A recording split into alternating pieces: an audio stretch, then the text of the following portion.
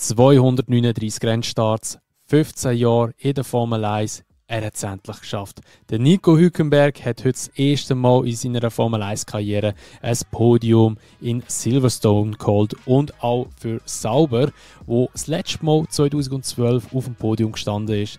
Das und ein Haufen andere Themen werden wir in der heutigen Episode vom Unsafe Release besprechen. Also hört gerne rein. Wir reden auch noch über den Kanada Grand Prix, Österreich Grand Prix und ein Haufen Sachen, die noch off-track passiert sind. Also hört gerne rein, bleibt dran und folgt gerne unserem Podcast und ihn auch gerne bewerten. Wir wünschen wie immer viel Spass und eine gute Unterhaltung.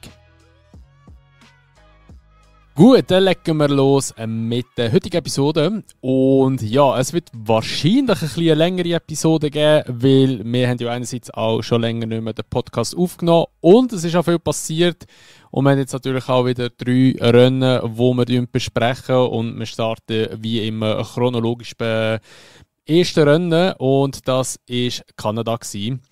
Und Kanada ist eigentlich, muss man wirklich sagen, also einerseits mal ein Huren lang her, also man muss ehrlich sagen, ich habe jetzt auch schnell müssen, oder wir haben beide müssen jetzt zuerst nochmal Highlights anschauen, dass wir überhaupt noch gewusst haben, woran das wir sind, weil das ist nicht so ein Rennen gewesen, das gerade im Kopf hängen geblieben ist, bis auf die Szene natürlich, aber ja, da kommen wir jetzt nachher dazu.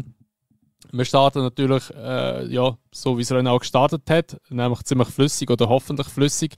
Das Rennen hat eigentlich gut gestartet. Wieso lachst du jetzt, weil ich flüssig gesagt habe? Oder ja, was? ist das eine Anspielung auf einen Groundhog? Ja. Eigentlich nicht, aber ja, also... Super. Ja, eigentlich wollte ich zuerst noch sagen, eben, der Elben ist zuerst einmal ein bisschen Offroad gefahren, hat mal schauen, wie gut wird eigentlich ein Williams auch im Gelände funktionieren. Erstaunlich gut, haben wir müssen feststellen. Gut, später hat es dann gleich einen DNF gegeben, weil er 12 Schaden hatte. Aber der Hamilton, der hat ja leider so einen Groundhog verwünscht. Also so eine Biber ist das in Kanada dort an dem Circuit. Ich sage es, der Villeneuve, irgendwie etwas heisst der, glaube ich noch. Da gibt es ganze Haufen so Biber eigentlich, kann man sagen, die darauf leben, weil die Strecke wird wirklich tatsächlich nur einmal im Jahr gebraucht und das ist für die Formel 1. Sonst eigentlich unter einem Jahr ist es mehr eigentlich so ein bisschen Sportanlage, kann man sagen. Also man kann einfach dort auf die Strecke gehen, man kann mit dem Velo rundherum fahren, man kann drauf säckeln oder was auch immer. Ist schon künstlich angelegt worden, dazu mal, wo in Montreal die Olympischen Spiele waren, ist das künstlich angelegt worden. Nebendran hat man ja eigentlich auch noch so ein Becken, wo man mit diesen Bötchen da Rennen fährt oder was auch immer, da, wo man rudern. Ist auch egal, ist nicht die Sportart, die uns interessiert, aber einfach so als Nebenbei-Erklärung, wieso überhaupt die Strecke so existiert. Und ja, der Lewis Hamilton hat leider so eins verwünscht, was ihm dann nachher 20 Punkte oder Aero-Punkte abgezogen hat oder so, irgendwie so jetzt Ferrari benannt kann. Also seine Aerodynamik hat nicht mehr so gut funktioniert, wie sie eigentlich hätte sollen. Und das hat man auch ein bisschen gemerkt im Rennen. Also der Hamilton hat schon recht gestruggelt gehabt. Und ja, kann passieren. Passiert eigentlich auch, muss man sagen, jedes Jahr mal, dass irgendwie so ein Tier leider Gottes verwünscht. Aber ja, ich glaube, die kann man nicht irgendwie so ein bisschen zurückdämmen, dass sie nicht auf die Strecke kommen. Ich glaube, das passiert halt einfach leider. Aber der Hamilton war sehr schockiert, das habe ich mitbekommen. Oder als er das erfahren hat, dass er so einen Groundhog verwünscht hat. Weil er irgendwie so gesagt hat, also, ja, er liebt ja Tiere und für ihn sagt es sehr schockierend gewesen, dass er jetzt so einen verwünscht hat. Aber ja. Ich meine, der Gasly hat ja, glaube ich, in Imola hat er ja, glaube ich, einen Haas verwünscht. Oder wo war das gewesen? Gibt das Video? Ich glaube, das war Imola. Das war Imola. Hure, wie ist das Bild? Ist das auch ziemlich brutal, ja. Ja, eben, kann passieren. Eben, wo halt Strecken naturbelassen gebaut worden sind oder in der Natur raus, kann es natürlich gerne geben, dass eben mal Tiere auf die Strecke kommen. Wir haben schon alles ein bisschen Österreich zum Beispiel auch, dort ist mal sogar ein Reh auf die Strecke. Ich glaube, gerade vor dem Irvine durch, aber dort ist zum Glück nichts passiert. Der Montoya, oh Deer. Oh Deer, ja genau. Ja, oder Türkei, wo immer wieder streunende Hunde drauf hat zum Beispiel. Ja, genau. Bahrain ist schon passiert und auch eben Singapur mit Giant Lizard.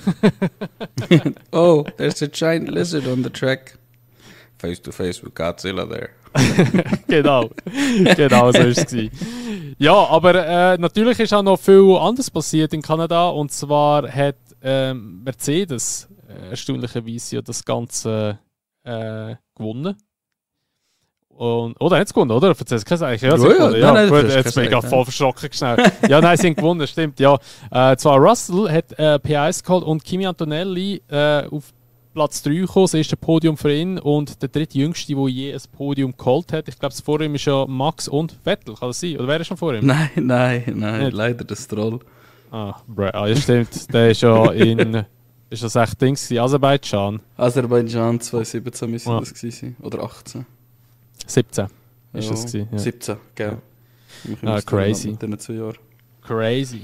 Der sich hat das einfach geschafft. Also eigentlich traurig, dass er so eine Strategie, so eine Statistik geschafft hat, muss man ganz ehrlich sagen. Aber dafür umso schöner, dass der Antonelli jetzt auch in dieser Statistik drin ist, die 3 jüngsten Fahrer. Und also muss ich wirklich sagen, einfach absolut verdient. Also ich finde, von allen Rookies macht er wirklich einfach einen sehr, sehr, sehr soliden Job. Geht mit der Pressure eigentlich im Mercedes innen sehr gut um. Und an dem bis jetzt einzigen Wochenende, wo Mercedes eigentlich das stärkste Auto hatte, hat er auch direkt mitgeliefert, oder? Und holt sich ein Podium mit rein. Also ja, bekräftigt eigentlich schlussendlich wirklich die Entscheidung von Mercedes, ihm das Vertrauen gegenüber zu geben. Und ja, irgendwie cool gewesen, mal nicht McLaren als offensichtlicher Favorit zu sehen, weil klar, wir können nachher noch auf das sprechen, was nachher passiert ist mit den McLarens, aber sie haben nicht wegen dem verloren, was passiert ist. Sie haben verloren, weil sie nicht so schnell sind wie Mercedes und deshalb Chapeau, also wirklich mit Abstand bis jetzt das stärkste Weekend von den Silver Arrows. Ja, und ich finde auch, eben, also der Antonelli macht definitiv einen sehr guten Job bei Mercedes und ist halt zu Recht dort. Und am Anfang hat man, glaube ich, schon noch ein bisschen gemerkt, hat er ein bisschen noch mehr gehabt mit dem Russell. Inzwischen, er ist schon, glaube ich, schon, was so Qualifying-Statistik und alles anbelangt, ist er schon noch hinter dem Russell. Aber ich glaube, so rein von der Pace her oder auch so von der, kann ich es sagen, von der Differenz, von der Zeitendifferenz, ist er ja eigentlich nicht so abwegig oder so weit weg. Also er hat sich da doch recht gut gefangen und ist schon auch mittlerweile ein Rechtskaliber in diesem Auto, würde ich sagen. Und ja, mal schauen, wie lange dass er noch mit dem Russell zusammen muss fahren. Das ist ja auch noch wieder so ein Thema, aber kommen wir auch später noch dazu. Ich habe es auch gut gefunden. Ich habe es cool gefunden, dass er es geschafft hat. Wäre jetzt noch recht nice, wenn er dieses Jahr mal noch einen Win holen. Das wäre richtig crazy dann. Und ich glaube aber auch, dass der Toto oder auch allgemein Mercedes sehr, sehr happy ist mit dem Antonelli, dass sie eigentlich so einen Jungen haben, der ja wirklich schon mega viel Talent hat und das sieht man auch. Und ich meine, das kann ja nur gegen raufgehen. Also ich habe jetzt das Gefühl, dass er irgendwie in einem Jahr voll absackt und nicht mehr so die Performance wird liefern. Aber ja, wir werden es sehen, wie sich das dort noch weiterentwickelt. Was hast du da geschrieben gehabt? Ferrari hat ein gutes Weekend gehabt. Ja, also nicht unbedingt das Gutes, weil sie haben nicht gerade das Podium geholt, aber das erste Weekend von Ferrari, ohne dass sie einen Fuck-up hatten, also ohne dass sie mit dem Hamilton in eine riesige Diskussion gekommen sind, wenn das sie mal pitten oder was auch immer, oder auch nicht mit dem Leclerc. Es war einfach gut executed gewesen. Sie sind nicht allzu weit weg gewesen, nicht allerwelts. Ja, also eigentlich so ein bisschen das erste stabile für beide Autos Rennen für Ferrari so. Okay, ja. Ja, was ist Leclerc oder Vierte, glaube ich, kann das sein? Ja, 4. und 5. sind es geworden. Okay, ja. Gut, eben für das, dass ja eigentlich der Hamilton ein beschädigtes Auto hatte, sicher eine gute Position rausgeholt. Stimmt, das ist wirklich dazu mal, oder dort ist eigentlich das beste Finish gewesen. Ja, ja aber... Von 5. und 6. Aber ich finde halt gleich einfach immer noch, für das, dass wir eigentlich Anfangsjahr alle so auf Ferrari gesetzt haben. Also ich meine... Wenn ich bei unsere Tippgruppe hineinschaue, beziehungsweise bei mir in meine Tipps, wer Championship gewinnen mit Leclerc, also das ist ja schon komplett vorbei. Also ich weiss nicht, irgendwie sind wir glaube ich alle ein bisschen von dem Hamilton-Move, von dem Hype, sind wir ein bisschen geblendet worden und haben einfach das Gefühl, also, ja, jetzt Ferrari wird so super strong kommen jetzt, aber gut, nein, sie sind ja zwar Ende letztes Jahr auch stark gewesen und sind ja auch in der gesamten Teamwertung sind sie ja auch gleich noch ja, sind sie Zweite gewesen letztes Jahr. Also, ja, 100%. Aber jetzt sind wir noch Zweite jetzt. Nein, das nicht. Aber weißt, nicht nur in der Wertung sind sie letztes Jahr Zweite gewesen, halt einfach auch rein von der Pace her sind sie Zweite gewesen, ganz klar. Aber sie sind jetzt immer noch Zweite im Fall, Constructor. Sind sie immer noch Zweite? Ja. Sie haben, das ist nur, weil sie irgendwie so knapp genug consistent sind, habe ich das Gefühl. Sie haben jetzt 12 Punkte mehr als Mercedes. Krass, aber das wird sich relativ schnell ändern, weil der Russell fährt auch stabil und der Antonelli hat einfach 2-3 Wochen gehabt, wo er ein bisschen Pech gehabt hat. Boah, krass, der Antonelli hat nur 63 Punkte im Vergleich zum Russell mit 147. Ja, er hat am Anfang hat er ein Problem gehabt, er hat 2 DNFs gehabt, gell? Imola und Spanien ist er draussen gewesen. Ja, stimmt, sind 2. Der Russell hat noch nicht so viel oder gar keine DNFs gehabt bis jetzt. Halt, gell? Aber das beweist dementsprechend halt mal einfach wieder so, Consistency is key. Also wenn du konstant anständige Resultate reinholst, dann ja, bringt dir das sehr viel. Kommst weit mit dem. Aber ja, das ist krass. Ja, was auch krass war, jetzt muss ich gerade das nehmen so. Was auch krass war, ist ja natürlich eben das, was zwischen den beiden McLaren-Fahrern passiert ist. Wo fangen wir an? Also grundsätzlich kann man wirklich sagen, der Norris ist am Kanada Grand Prix der Schnellere gewesen. Er hat ja auch ein Update bekommen, das ihm ein bisschen mehr Gefühl auf die Vorderachse gegeben hat, was er ja so vermisst hat. Er hat ja immer das Gefühl gehabt, so, er hat gespürt, die Vorderachse nicht so, wie er es gerne möchte. Und dann ein neues Update. Ja. Update kannst du ihm nicht wirklich sagen, weil es ist mehr einfach für ihn spezifisch, für seinen Fahrstil eine Veränderung. Etwas, was der Oscar ausdrücklich nicht wollen hat, weil er schon happy ist. Also das Upgrade kannst du ihm fast nicht sagen, weil es ist mehr einfach nur eine Anpassung für einen Norris, dass er sich wohler fühlt. Aber man hat es offensichtlich gesehen, dass er sich wohler gefühlt hat. Ja, okay. Dann sagen wir, der Norris hat eine Anpassung bekommen, wo ihm mehr Gefühl für die Vorderachse gibt, was er eben nicht so hatte, scheint. Und das hat er jetzt bekommen. Und eben, ich meine, man sieht so jetzt in den Rennen, also jetzt abgesehen von Kanada, auch Österreich und auch jetzt England, wo war, weil wir nennen es jetzt gerade nach dem England Grand Prix auf überhaupt, also die Podcast-Episode so nebenbei erwähnt. Dort war es wirklich so gewesen, dass er schneller war. Der Oscar hat aber auch in Kanada, ja, hat er auch ein bisschen gestruggelt gehabt, muss man ihm sagen, oder muss man ihm lassen. Und er ist auch wirklich dann nachher hinterher gefahren, der Norris. Hat dann nachher mal in der Spitzkehre mal gedacht, jetzt probiert er es, geht er mal vorbei. Ist auch vorbei, ist aber ein bisschen in der Mitte von der Kurve ein bisschen weiter rausgeschossen. Der Piastri hat dann nachher wieder gegenkontern, sind dann nachher auf der Backstraight auf Startziel runter, sind sie dann nachher, ja, eigentlich praktisch Wheel-to-Wheel gefahren. Der Piastri hat dann die Innenbahn gehabt, da ist ja die Wall of Championship gekommen, dort hat er natürlich den Vorteil gehabt. Hat dann aber wegen dem, weil er ein bisschen reinbremsen, ja, ein bisschen viel Schwung verloren, hat dann einen schlechteren Exit gehabt als der Norris. Der Norris war dann nachher auch hinter ihm gewesen, mit DRS. Und dann nachher ist es eben zu dieser Situation gekommen, wo ja doch recht spannend geworden ist dann, oder wo recht Aufregung gesorgt hat. Ich habe es geil gefunden, muss ich ganz ehrlich sagen. Der Piastri zieht links über, deckt eigentlich für in die Kurve 1 innen ab, so kann man sagen.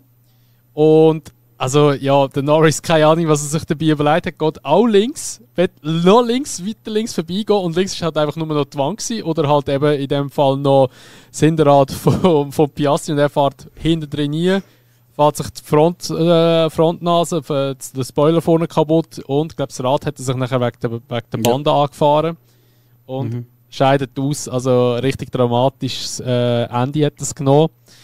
Und im ersten Moment habe ich zuerst gemerkt, so, oh shit, der Piastri hat ihn rausgedrückt an die Wand. Weil es hat wirklich so im ersten Moment ausgesehen, aber nachher im Replay hat man genau gesehen, dass er im Hinten eigentlich aufgefahren ist und dann nachher in die Wand rein. Gott sei Dank hat eigentlich der Piastri kein Tire Damage bekommen, also das Rad hinten war noch ganz gewesen. Hätte ja auch böse für ihn ausgehen, blöd gesagt. Aber für den Piastri ist es gut ausgegangen, für den Norris ist es schlecht ausgegangen. Aber was man im Norris dann auch wieder muss lassen, er hat sich gerade entschuldigt, hat gesagt, ja, es sei sein Fehler gewesen, es sei dumm gewesen von ihm. Und das muss man ihm schon auch ein bisschen lassen. Also, ich finde sowieso, der Norris ist in den letzten paar Rennen, also ihr wisst ja, Norris ist ja überhaupt nicht mein Lieblingsfahrer. Ich bin gar nicht so Fan von ihm. Hauptsächlich, weil er einfach so viele Fehler macht und in meinen Augen macht er immer noch zu viele Fehler, um eine Championship zu gewinnen. Und der Piastri ist in meinen Augen viel mehr Championship-Potenzial. Aber ich muss sagen, jetzt in den letzten paar Rennen hat er sich doch besser gemacht oder auch ein bisschen mehr bewiesen, dass er doch auch Potenzial hätte.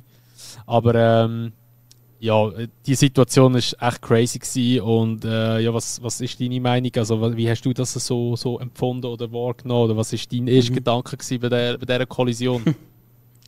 Also mein erster Gedanke war, dass er wahrscheinlich den Senna nicht ganz recht verstanden hat, weil der Senna hat nicht gesagt, if you go for a gap that does not exist, you are a racing driver. Also ist das wahrscheinlich ein bisschen langsam verstanden worden. Nein, also ich glaube es einfach, das ist jetzt ein bisschen ein Insider, ich weiß nicht, ob du den kennst.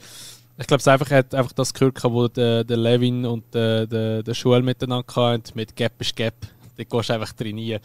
So Gap ist Gap.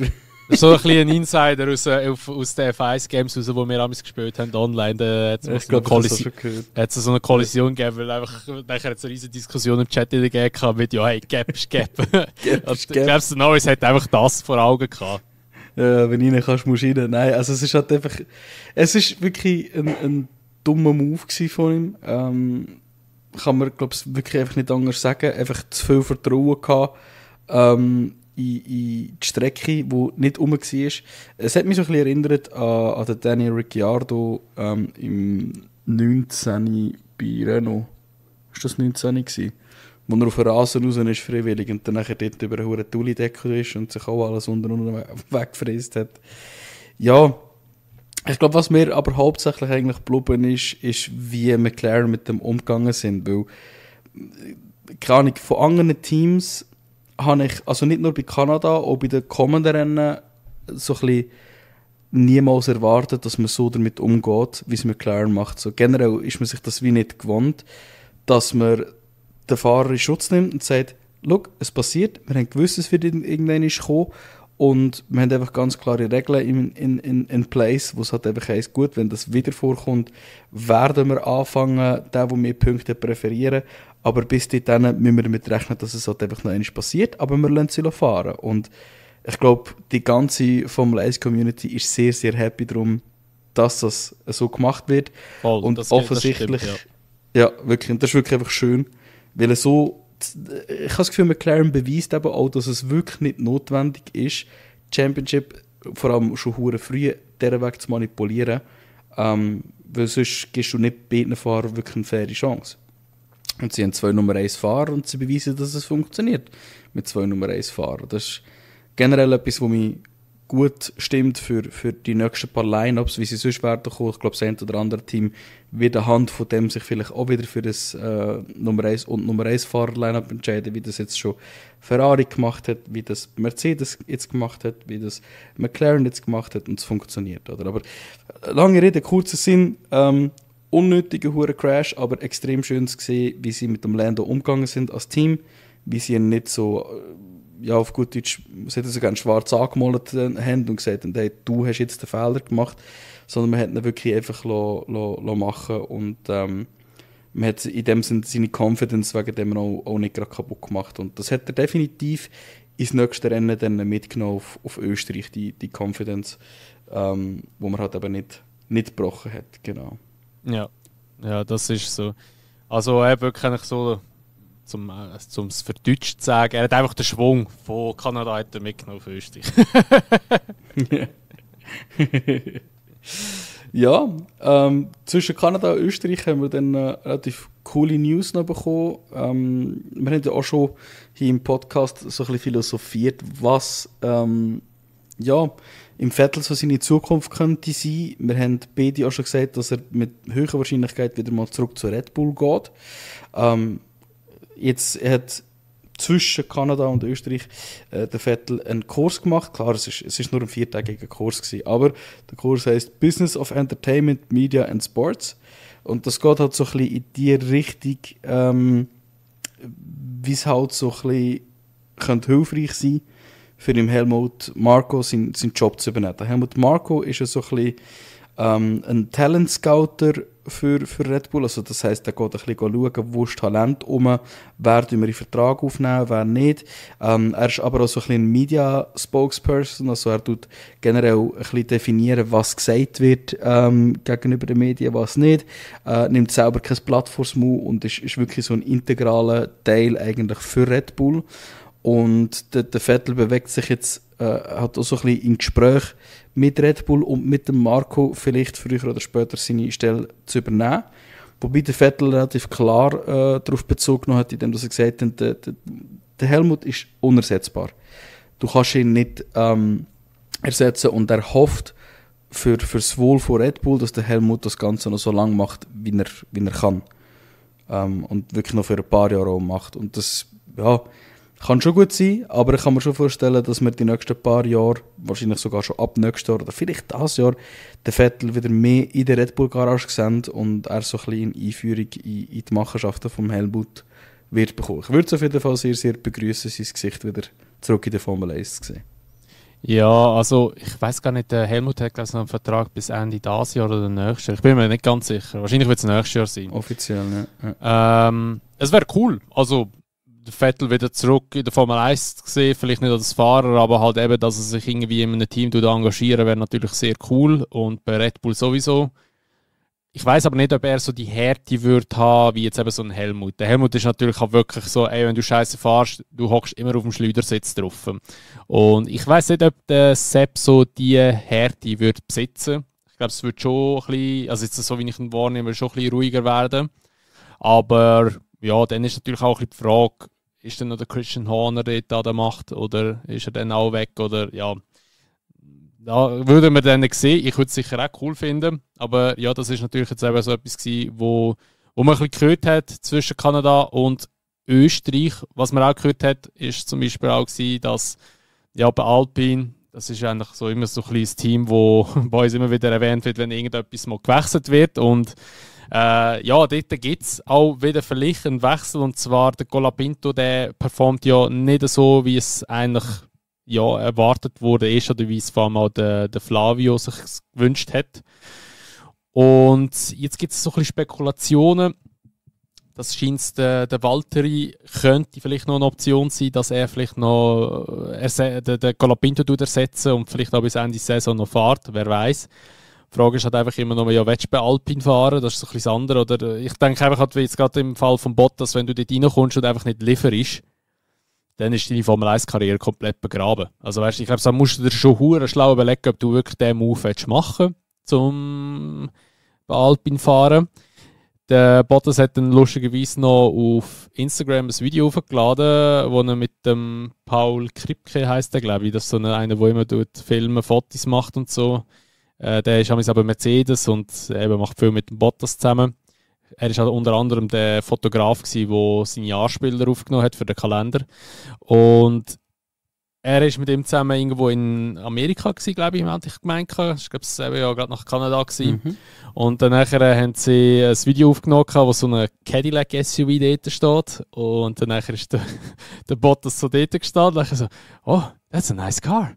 Dann so, it's a Cadillac. Und dann so, macht er so die Tür auf. Und dann so, oh, it has 2 seats. And they're both empty. ja, genau. Ey, es ist so geil. Weißt du, es ist so genau der Humor wieder, den ich einfach feiere beim Bottas. Scheint es jetzt aber nachher von Cadillac noch irgendwie, also ich weiß nicht, ob es, also wahrscheinlich ist es so auf das Video bezogen worden, aber Cadillac hat dann, es hat irgendwo dann nachher so eine News gegeben. Das scheint eben, dass Cadillac sich noch ein bisschen zurückhalten, was Fahrerankündigungen anbelangt oder welche Fahrer das für sie fahren. Das nächste, das machen sie wahrscheinlich erst so gegen Mitte, Ende Jahr so, oder Herbst, denke ich mal, oder hat es nachher auch geheissen. Aber Bottas, muss ich ganz ehrlich sagen, wäre natürlich schon so eine Karte, die man wirklich noch anschauen kann. Aber ich denke schon, in Pole Position wird schon der Perez stehen. Weil du hörst nichts von dem. Ich denke, das wird schon ein Deal sein, der lange unterschrieben worden ist, dass der Perez kommt wieder. Weil er bringt auch dicke Sponsoren mit und das ist auch das, was Cadillac brauchen kann. Ob dann nachher der Bottas neben ihm wird fahren oder vielleicht eher so ein bisschen Rookie-mäßig etwas, sei dahingestellt. Aber was glaubst du? Wer siehst du bei Cadillac? Haben wir schon ein paar Mal angesprochen, aber es ist halt wirklich immer so ein bisschen eine spannende Entwicklung, weil ich glaube, das Bottas haben wir jetzt weniger so ein bisschen im Fokus gehabt. Ja, also ich würde sagen, spannend wäre Spanisch. Spanisch sprechend haben wir einen Mexican Minister of Defense, so, Entschuldigung. Klar, Perez, weil Perez bringt auch viel Erfahrung. Wir haben dank Liam Lawson und Yuki Tsunoda gesehen, dass das Auto wirklich mehr oder weniger der Fehler war, ist bei Red Bull und nicht zwingend der Perez. Also kann man darauf vertrauen, dass er bei Cadillac immer noch gut würde performen. Die Frage ist, ob er das noch will, jetzt, wenn er mal ein Jahr so ein bisschen mit seiner Familie hat können chillen. Ja, aber er wird natürlich sehr, sehr viel Geld auch mitbringen. Und das ist etwas, wo Cadillac so zum Start sicher würde helfen. Und dann, wenn man das aussen vor lässt, ich fände eine der besten Kombis, die Cadillac haben könnte, damit sie möglichst, ich sage, finanziell gut dastehen, plus Talent und Erfahrung haben, wäre der Alex Palou. Alex Palou dieses Jahr in der IndyCar Series wieder mal extrem gut performt. Ich glaube, ich erzähle keinen Scheiß, wenn ich sage, der ist dreifacher IndyCar-Meister, steuert jetzt gegen die 4. Championship zu, gewinnt einfach ein Rennen nach dem anderen, hat dieses Jahr auch Dings gewonnen, Indy 500. Also wenn sie einfach pures Talent noch dazu wollen, dann wäre der Alex Palou super. Plus Alex Palou halt auch ein Fahrer, der in Amerika sehr beliebt ist. Ist aber selber kein Amerikaner, er ist Spanier. Wegen dem habe ich gesagt, spannend wäre Spanisch. Das fände ich so ein bisschen das Traum-Line-Up. Und wenn es nicht der Perez wäre, dann muss ich schon sagen, ist halt der Bottas die beste Wahl, ohne Diskussion. Weil auch er bringt eigentlich sehr viel Media-Attention mit, was interessant ist, einfach von den Finanzen her, vom Marketing her, und bringt Talent mit, er bringt Erfahrung mit aus einem World Championship Winning Team. Ja, also das sind so die 3 Fahrer, wo ich absolut an der Front sehe für das jetzt. Genau. Ja, sehe ich auch so. Also Perez sehe ich eigentlich schon ziemlich fix, muss ich ehrlich sagen.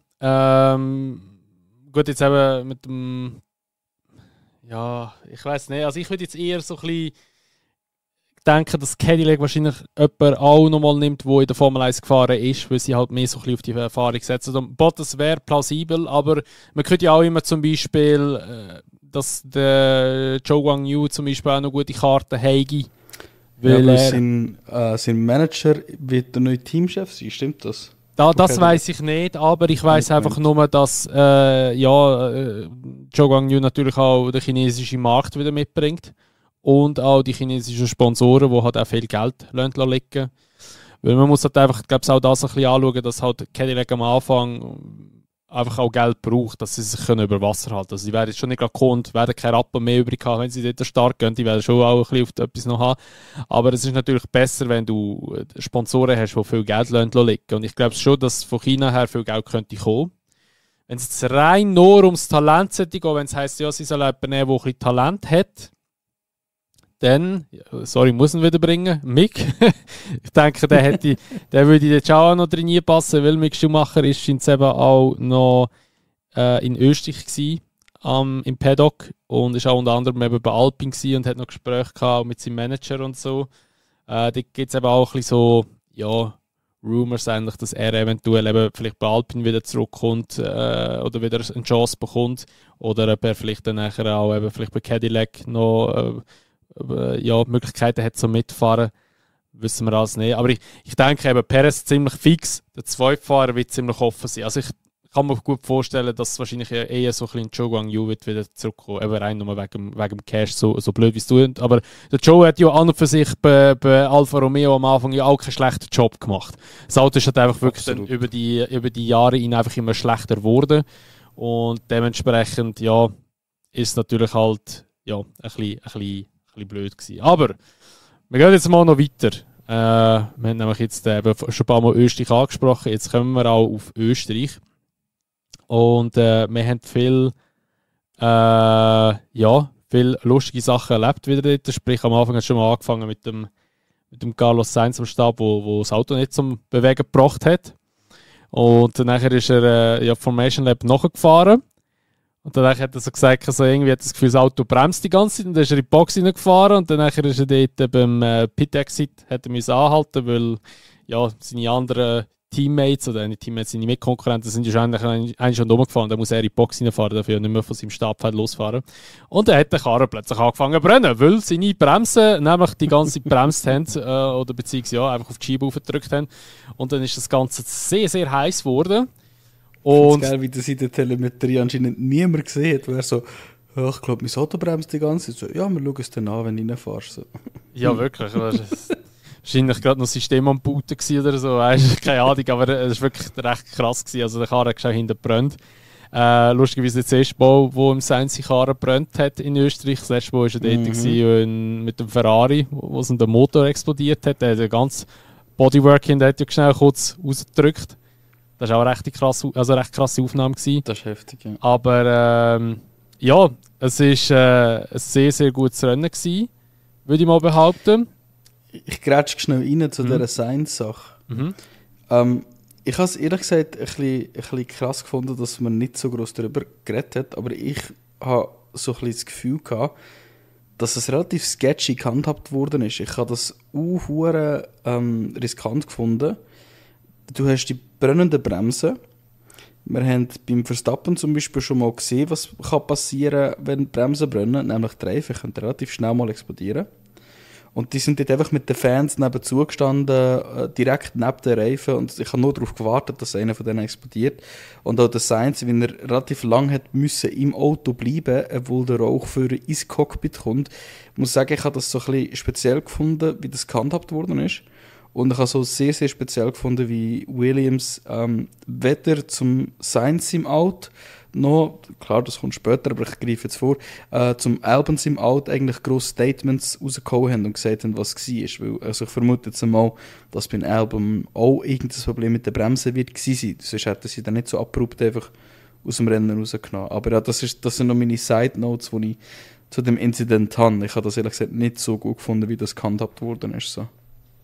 Ja, es ist schon gefährlich, das ist so. Also ich meine auch, wo sie dann endlich mal mit den Feuerlöschern gekommen sind oder mal reingeschossen haben, ist auch schon relativ lang gegangen. Sie sind jetzt erst mit diesen Föhns gekommen und hat es mal richtig qualmen schnell, weil halt nochmal ein bisschen mehr Sauerstoff zum Feuer hergekommen ist. Dann nachher brennt die Scheiße gerade nochmal eine mehr dann. Er ist nicht so schlau gewesen, definitiv. Also da haben sie nicht so viel überlegt.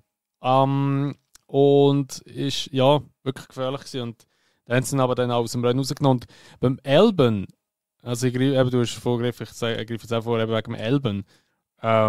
Weiss man überhaupt, wieso das er rausgekommen ist? Auch wegen dem gleichen etwa, oder? Eben nicht. Also Williams hat, soweit ich weiß, ich habe immer noch nicht Neues gelesen, zu keinem Zeitpunkt ein Statement dazu rausgehauen. Und ich habe mich hauptsächlich bei The Race informiert.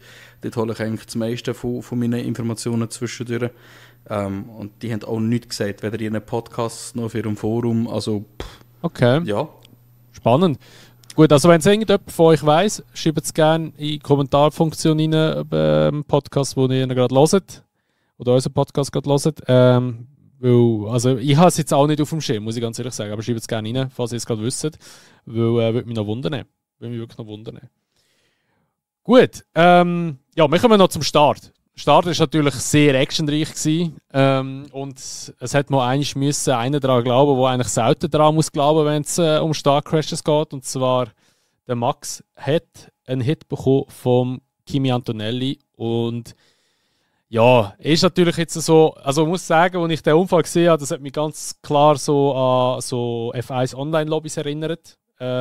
So in dem Stil. Oder es ist einfach so, egal welches Racing-Game, das sind einfach so, gerade so die Kurve 3 in Spielberg, das ist so eine richtige Kurve, wo eigentlich eben reinbremst ist und dann nachher crashst du in einen rein.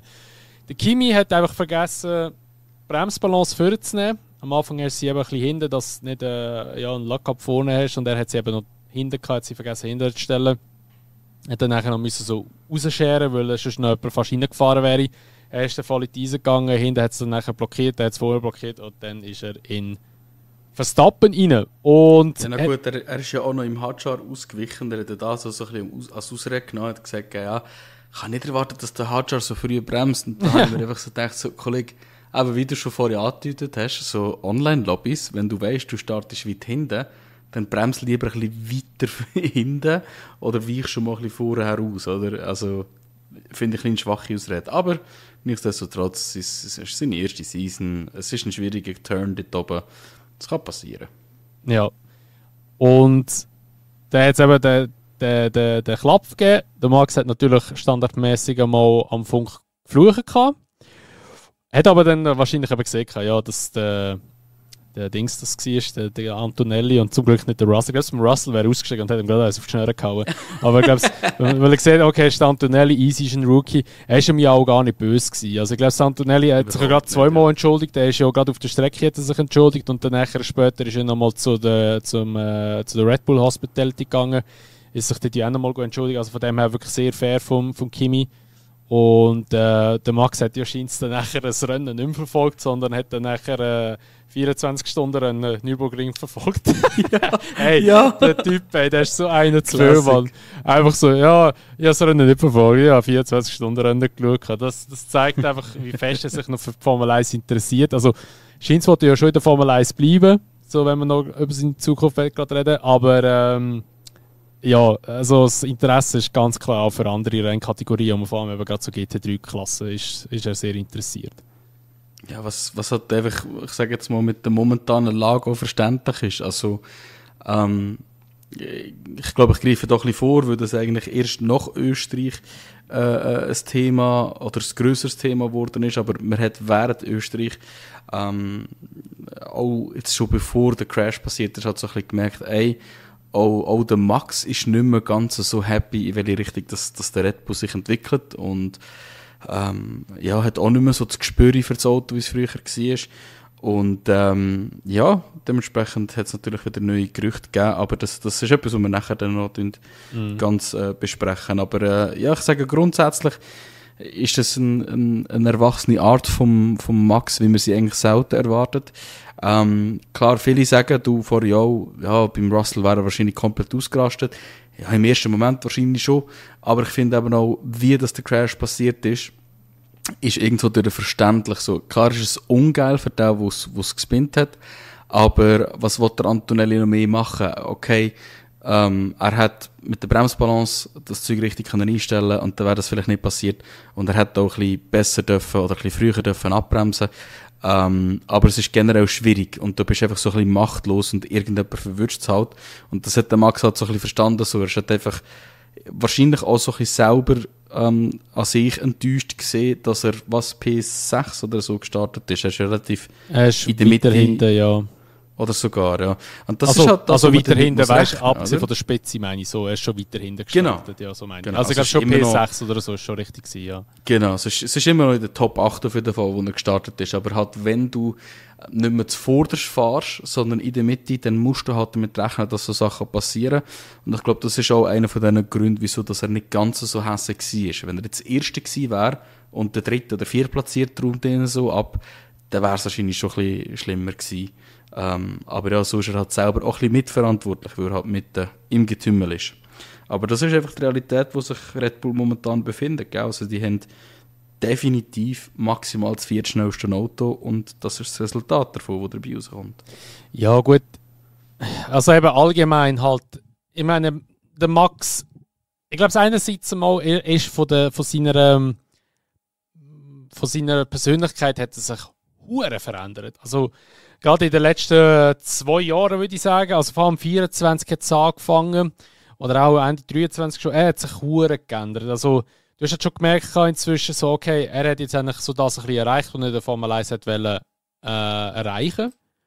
Und er ist schon viel gelassener, ausser es geht um den Russell oder um den Norris. Ich glaube, der ist so ein bisschen anti-britisch, ich weiß nicht. Also dort hat er ein bisschen so ein bisschen Problem noch, aber sonst mir doch schon auch, er ist mega gelassener geworden, auch seine Interviews und so. Er nimmt eigentlich alles recht auf die leichte Schulter und so. Und, also ich muss sagen, ich finde den Verstappen viel angenehmer. Ich muss auch wirklich sagen, mir ist inzwischen mega sympathisch geworden, der Max. Ich finde es richtig, auch jetzt richtig vorgegriffen.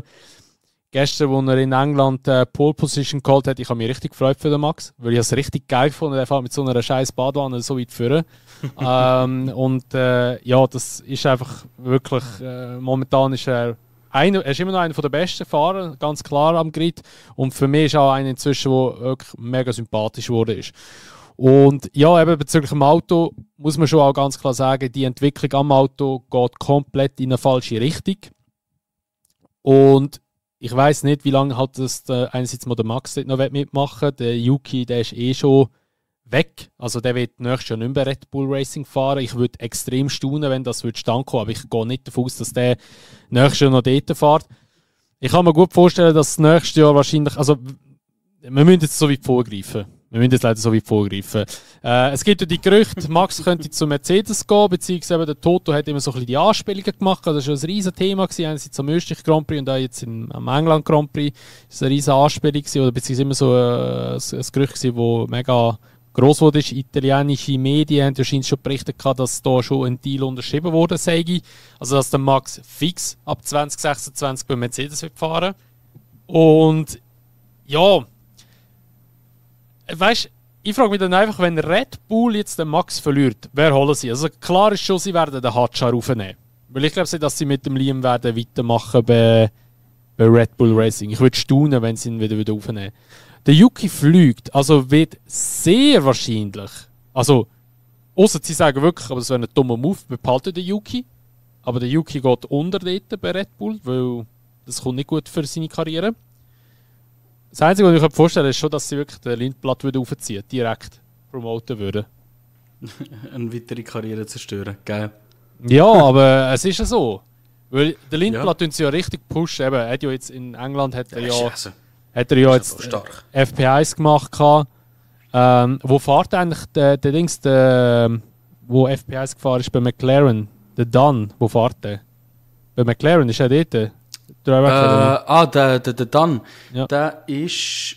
Also Mensch, von der Driver Academy her oder von den Teams? McLaren wahrscheinlich, oder wenn er bei McLaren also er ist McLaren Driver Academy, aber sehr, sehr kürzlich. Aber er ist eigentlich die meiste Zeit aber für MP Motorsport gefahren und ich muss ganz ehrlich sagen, eher ein unauffälliger Charakter. Eher einer, der aber so P6, 7, 8, 9 umeinander fährt.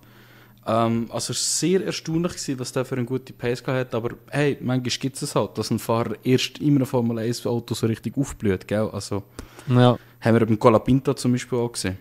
Ja, aber das kommt halt dann eben auch wieder darauf an, was für ein Auto das hast, weil eben Colapinto Williams ist eigentlich relativ gut gegangen und jetzt bei Alpine läuft es nicht mehr so gut. Darum, das Auto ist schon auch mega ein Formfaktor schlussendlich. Aber ja, das ist halt eben so ein bisschen eine spannende Thematik. Eben, wie würde es bei Red Bull weitergehen? Würde der Max jetzt zu Mercedes gehen? Also ich muss ehrlich sagen, ich sehe die Chance, dass der Max zu Mercedes geht, im Moment eigentlich nur bei 60%. Weil mir fehlt so ein bisschen das gewisse etwas, wo man so richtig die Überzeugung gibt, okay, er tut wechseln. Was ich spannend gefunden habe, ist, vor einem Jahr hat er eigentlich, oder vor 2 Jahren hat er eigentlich immer gesagt, so, hey, ja, eben, er bleibt bei Red Bull. Er hat ja einen Vertrag bis 2028 und alles. Also er hat eigentlich immer begründet oder immer gesagt, so, ich bleibe bei Red Bull. Und jetzt sagt er immer, ja, er hat noch einen Vertrag oder er hat einen Vertrag. Und so. Also er sagt nicht, er bleibt. Er sagt einfach nur, er hat einen Vertrag. Aber es gibt ja eben so eine Performance-Klausel. Das heisst, wenn er auf die Sommerpause nur P4 ist, kann er aus dem Vertrag rausgehen. Oder wenn der Helmut Red Bull verlässt, dann kann er auch rausgehen. Ich weiss nicht. Ich bin hure zwiegespalten. Also ehrlich gesagt, ich würde es einen richtig krassen Transfer finden, wenn der Max zu Mercedes geht. Ich würde es hure feiern. Ich würde es richtig, richtig geil finden. Aber ich sehe irgendwie so wirklich die realistischen Chancen relativ gering, muss ich ehrlich sagen. Aber was glaubst du? Wird der Wechsel auf... Also ich denke, das Potenzial, oder ich sage mal so das gute oder das bessere Fundament hast du schon bei Mercedes, glaube ich. Weil kennen sich halt länger mit Motoren aus, machen ja Motoren logischerweise. Red Bull kommt mit Powertrain selber ab 2026. Ja, da ist halt schon, sage ich mal, ein bisschen, wie soll ich sagen? Du hast wie bei Red Bull zu viele Fragezeichen oft, wo bei Mercedes Ausrufezeichen sind. So. Genau. Du weißt, bei Mercedes der Motor läuft. Du weißt, die Teamstruktur ist gut, auch wenn ich sage, höchst personell weggegangen ist. Bei Red Bull hast du das Fragezeichen mit dem Management. Es wird mit sehr hoher Wahrscheinlichkeit eine komplette Reorganisation geben in den nächsten 1-2 Jahren. Du weißt nicht, wie gut der Motor wird sein. Und keine Ahnung, also es ist wirklich, ich habe das Gefühl, wir erleben gerade zum Neuen den Downfall von Red Bull. Wobei es das mal nicht am Motor liegt, sondern wirklich, oder nicht nur am Motor liegt, sondern wirklich halt einfach wegen dem Team, wie es halt ist. Und keine Ahnung, ich finde, es ist irgendwo durch ist es ein 50-50. Andererseits muss ich aber auch sagen, ich frage mich, ist es für Mercedes wirklich die richtige Entscheidung jetzt? Sie haben einen George Russell, wo sie eigentlich eine Zukunft damit geplant haben, wo wirklich genug gut ist, dass du dem die Chance kannst geben für noch ein paar Jahre. Also ich finde, es macht nicht so Sinn, ihn rauszuschmeißen. Aber auch der Antonelli macht eigentlich einen zu guten Job, dass du sagst, komm, ich tue dich jetzt noch für 1-2 Jahre sidelinen oder schicke dich zu einem anderen Team ab. So. Aber offensichtlich ist sich Mercedes die Zukunft mit dem Russell am Überlegen, weil sie beim Russell die Verhandlungen die ganze Zeit am Rausschieben sind. Obwohl er ganz klar Treue und Loyalität gegenüber Mercedes zeigt. Finde ich eigentlich ein bisschen hart gegenüber dem Russell, auch wenn ich kein Fan bin von ihm, auch wenn wir keine Fans sind von ihm. Verdient. Ist es auch gleich so ein bisschen hart gegenüber ihm, weil er macht ja wirklich einen guten Job und ist extrem loyal gegenüber Mercedes. Und ich weiß nicht, ich finde, ich würde sagen, dass bei Mercedes nicht unbedingt die richtige Entscheidung ist die Wahrscheinlichkeit, dass der Max zu Mercedes geht, fast gleich hoch, wie dass ein Oscar mit einem Max einen Swap macht. Weil der Horner macht kein Geheimnis daraus, dass er unbedingt gerne den Oscar würde haben, wenn der Max würde gehen. Und ich frage mich länger wie mehr, desto tiefer wir in die Saison kommen, wie happy der Oscar ist. Weil ich habe schon das Gefühl, es ist nicht offensichtlich, aber der Lando wird oft ein bisschen favorisiert. Das ist so, ja. Obwohl es bis jetzt eigentlich immer so ein bisschen im Rennen verschuldet war. Ich greife jetzt so wieder zurück zum Österreich Grand Prix. Wir haben 20 Runden lang richtig einen geilen Fight gehabt. Bis jetzt in meinen Augen Battle of the Year. Also die ganzen 20 Runden. So viel Angriff und so viel Versuche eigentlich von beiden Seiten.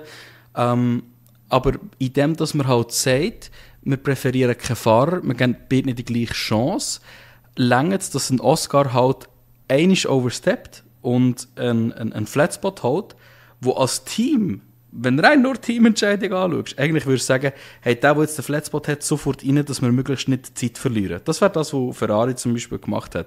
Aber in dem war jetzt einfach ja, der Mr. Nein, nicht der Bird. Hugh, ist der Hugh? Nein, der Hugh Bird ist der vom Perez gewesen. Wie heisst der? Der Charv, der Race Engineer vom Lando. Boah, keine Ahnung. Ich glaube, die kann ich mir nicht merken. ich glaube, es ist der Charv. Und er hat instant einfach gesagt, ey, wir können jetzt eine Advantage holen, weil wenn wir jetzt reingehen, dann kann der Piastri nicht pitten. Und dann haben sie im Piastri seinen Stint müssen extenden, oder? Und das ist okay, klar, das sind Race Engineers, die die Freiheit haben, sich einen Vorteil zu erschaffen. Aber trotzdem merkt man immer wieder so ein bisschen, dass der Oscar ein bisschen benachteiligt wird. Weil man halt vielleicht auch einfach so nicht erwartet, dass einer, der in der 3. Saison ist, so gut fährt, wie er das macht. Oder? Also, ich glaube, es könnte gegen Ende Jahr wirklich so weit sein, dass der Piastri sich mit McLaren ein bisschen verstreitet. Und wenn das effektiv der Fall ist, dann finde ich, ist sogar ein Max Verstappen Oscar Piastri Switch more likely, als dass George Russell oder Antonelli müsste von Mercedes weggehen, für Platz machen, um den Verstappen reinzulassen. Aber ja, ein riesen Exkurs gsi. Das ist so ein bisschen meine Meinung gegenüber dem Thema Max zu März. Okay. Ja, es ist spannend. Also, ich muss ehrlich sagen, ich sehe die Chance bei 60% für Mercedes. Ich glaube, es ist einfach rein von der Basis her, oder wo er aufbauen kann, der Max, ist wahrscheinlich Mercedes schon die bessere Wahl als, sicher mal als Red Bull.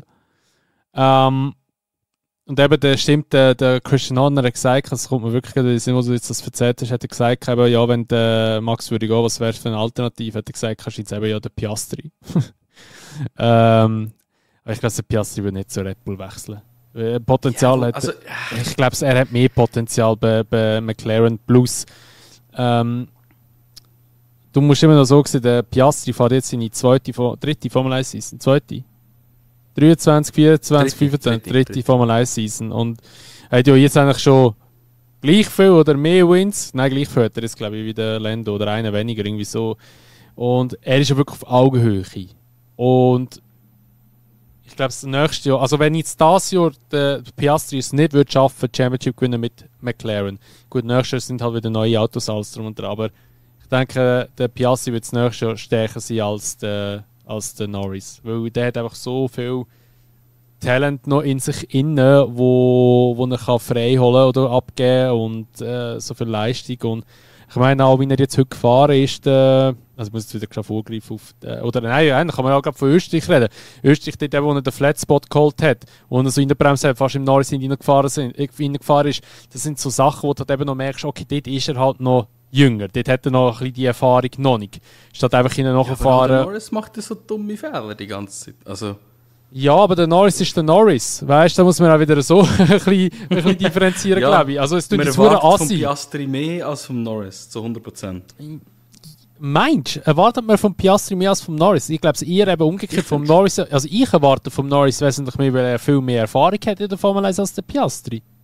Also, wenn jetzt im Piastri so etwas passiert, sage ich eher jetzt mal so, okay, ja, kommt der Piastri, er ist ja noch nicht so lange in der Formel 1. Ja.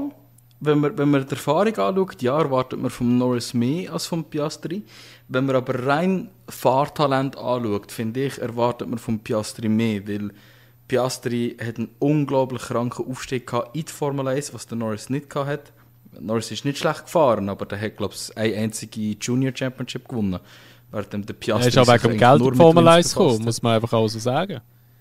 Ja, unter anderem wegen Geld, ja. Das ist ganz klar so. Und von dem her, also ich persönlich habe eine höhere Erwartungshaltung an den Piastri und ich muss auch sagen, ich sehe im Piastri mehr als im Norris. Also einfach die Moves, die er macht. Er ist so wie ein Honey Badger 2.0, so ein Honey Badger Iceman-Mix. So. Ja, voll. Ja. Ich glaube, das trifft so am besten. Und von dem her, nein, also meine Erwartung an den Piastri ist höher. Und wegen dem glaube ich eben auch, weil er vielleicht irgendwann das Gefühl bekommt, dass er benachteiligt wird und die Erwartungshaltung von McLaren nicht so hoch ist an ihn, weil sie nicht so fest an ihn glauben, dass er sich dann noch in der verstreitet. Aber weißt, ich sage, für 2026 finde ich, ist es nicht wirklich super likely, dass ein Change passiert bei diesen Teams. Ich glaube eher, dass der Max ein Jahr schaut, was ist bei Red Bull los, wie sieht McLaren aus, wie sieht Mercedes aus, wie sieht Ferrari aus und sich dann entscheidet. Weil, sind wir ehrlich, auch ein Leclerc wird immer wie frustrierter mit Ferrari. Auch Ferrari fängt sich langsam auf Gedanken machen, ist der Vasseur die richtige Entscheidung? Und auch ein Hamilton wird sich früher oder später überlegen, lass uns doch nicht einfach sein, ich kann es nicht mehr, oder? Ich glaube, eben 27 wird es verdammt rebeln. Stell dir vor, der Max würde zu Ferrari gehen oder so. Boah, das wäre crazy. Durch den Hamilton ablösen. Shit. Ja. Wegen dem, ich sage, 26 werden wir nicht viel sehen. Und 27 wird es richtig rebeln, weil dann wissen alle, wo sie stehen. Und der Verstappen will nur noch fahren zum Gewinnen. Der fährt für nichts mehr anderes. Er geht Le Mans machen und sein Verstappen Racing Team leiten und weiss auch nicht was machen, oder? Ja, oder für das Team fahren, ja. Oder für das Team fahren. Ja, es wird schon krass werden. Also mal schauen, ob etwas Grosses passiert dieses Jahr für nächstes Jahr oder ob dann nachher ist wirklich für 27. Also für 27 wird es sicher grosse Driver-Changes geben. Das ist ja so. Aber ich denke halt einfach auch, dass Mercedes beim Russell nicht einen Einjahresvertrag wieder anbieten, sondern wirklich auch wieder einen 2-Jahresvertrag. Also, dann wäre es halt einfach ein bisschen scheiße. Dass der Russell nichts anderes annimmt. Ja, das glaube ich eben auch. Darum, ich denke, dass das für Mercedes ein kleines Problem ist und darum denke ich auch, zieht es das eben so raus. Also, ich finde es einfach lustig, wie auch der Toto. Eben, der Toto selber hat ja auch nie gesagt, also, ja, wir bleiben beim Russell. Weißt? Er hat immer gesagt, also, ja, wenn ein Verstappen auf dem Markt ist, muss man es natürlich immer in Betracht ziehen. Hat er immer gesagt. Und also die Interviews und so, weißt du, es ist nie so, weißt du, so 100% für den Russell, weißt du, das finde ich halt einfach auch hure spannend. Er lässt sich immer die ganze Tür offen, dass er, weißt du, wieder zurückrufen und sagen, so, ja, ich habe so nie gesagt, dass wir den Max nicht nehmen würden. Und ich glaube, das macht er hauptsächlich, dass der Max halt auch weiss, ey, bitte. Wenn du willst, kannst du kommen, ja, also in dem Stil. Ja, genau. Aber es gibt ja hure geile Theorien, so mäßig, so, ja, der Max gibt ja nur die Interviews so, zum im Russell seinen Wert abzudrücken. Dann gibt es auch noch so die Theorie von wegen so, dass der Toto das macht, um eben den Max reinholen. Der Russell sagt dieses und jenes, zum sich wieder besser darstellen. Das macht er ja auch. Er sagt ja auch die ganze Zeit, er fährt jetzt momentan, was hat er gesagt, er fährt momentan am besten von in seiner ganzen Karriere. Irgendwie so etwas hat er mal gesagt. Was man auch muss lassen, macht er ja wirklich gut. Und der Max, irgendwie hat es auch noch so geheißen, dass der Max, was hat es geheißen? Ah ja, zum Red Bull unter Druck setzen. Dass er eben so eigentlich mit dem droht, zum Red Bull unter Druck setzen, dass sie mehr entwickeln oder besser entwickeln. Aber ich glaube, das weiss auch Red Bull selber, dass sie Scheiße entwickelt haben und dass sie unter Druck stehen. Darum, ja, also, sind geile Spekulationen, aber ich glaube, das viel ist da nicht dran. Ja, ich finde aber, was sehr, sehr likely ist, dass der Max Verstappen, er ist nicht dumm, er versteht psychologische Kriegsführung. Und wenn er natürlich kann im Russell Druck machen, dass sein Sitz nicht sicher ist, dann hat der Russell das Gefühl, er fährt nicht nur darum, so viele Punkte zu holen, wie er nur kann, sondern er fährt darum, seinen Sitz zu behalten. Ja, und er hat halt im Rennen mehr Druck. Genau, hat mehr Druck. Das forst vielleicht auch andere Fehler raus. Ich meine, who knows, vielleicht macht der Verstappen mit dem Ganzen nur mit, um den Russell unter Druck zu setzen und hat selber null Interesse überhaupt zum Mercedes zu gehen, weil das für ihn halt so ein bisschen Erzrivalen sind.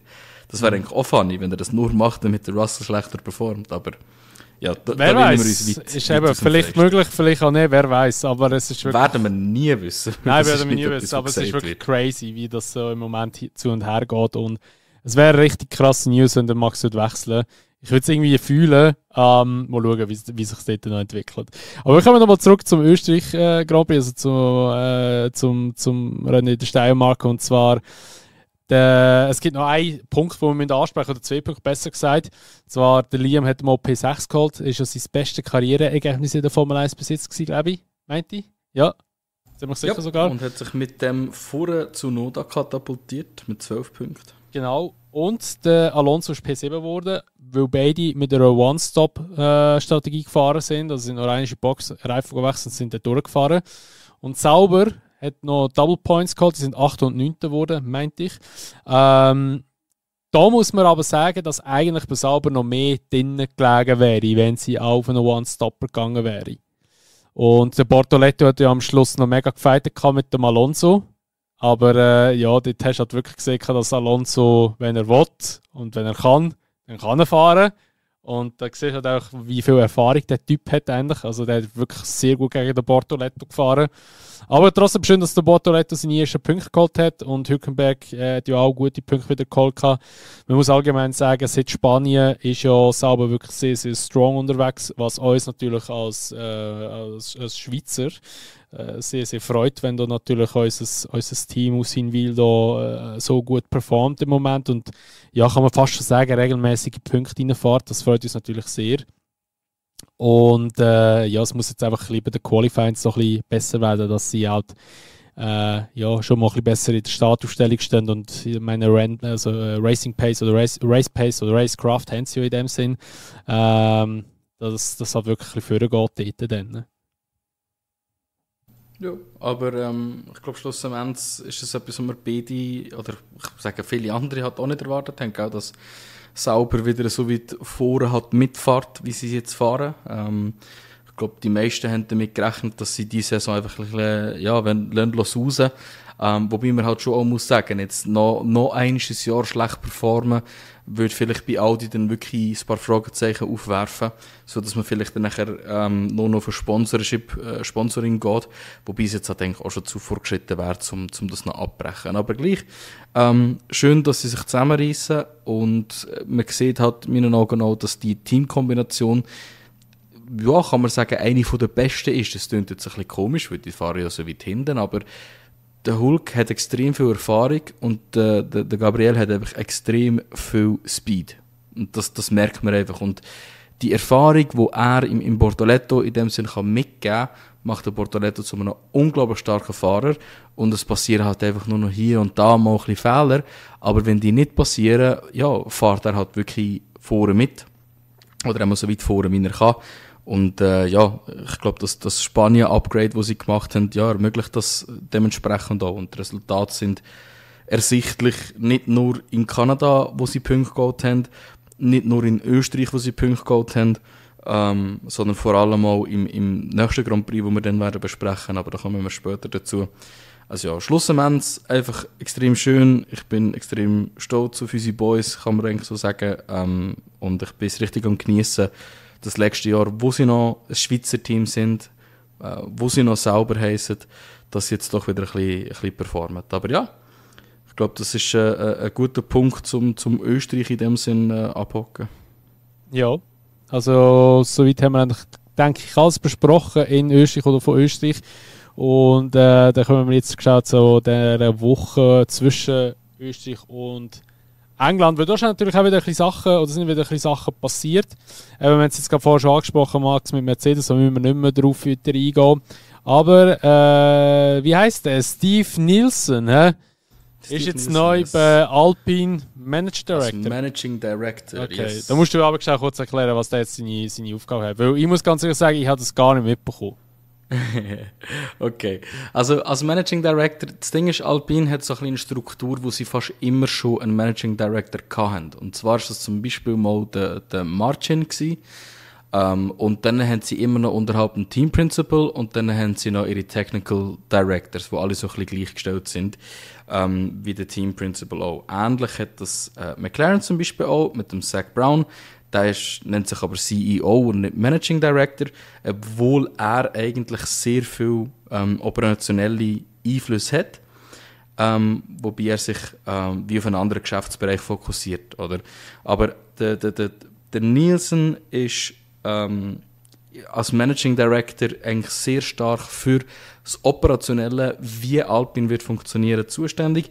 Und dass er halt nicht Team Principal macht, sondern Managing Director, bekräftigt schlussendlich eigentlich nochmal mehr, dass der Briatore jetzt gleich mal wird der offizielle Jobtitel Team Principal bekommen, wenn das überhaupt möglich ist. Rein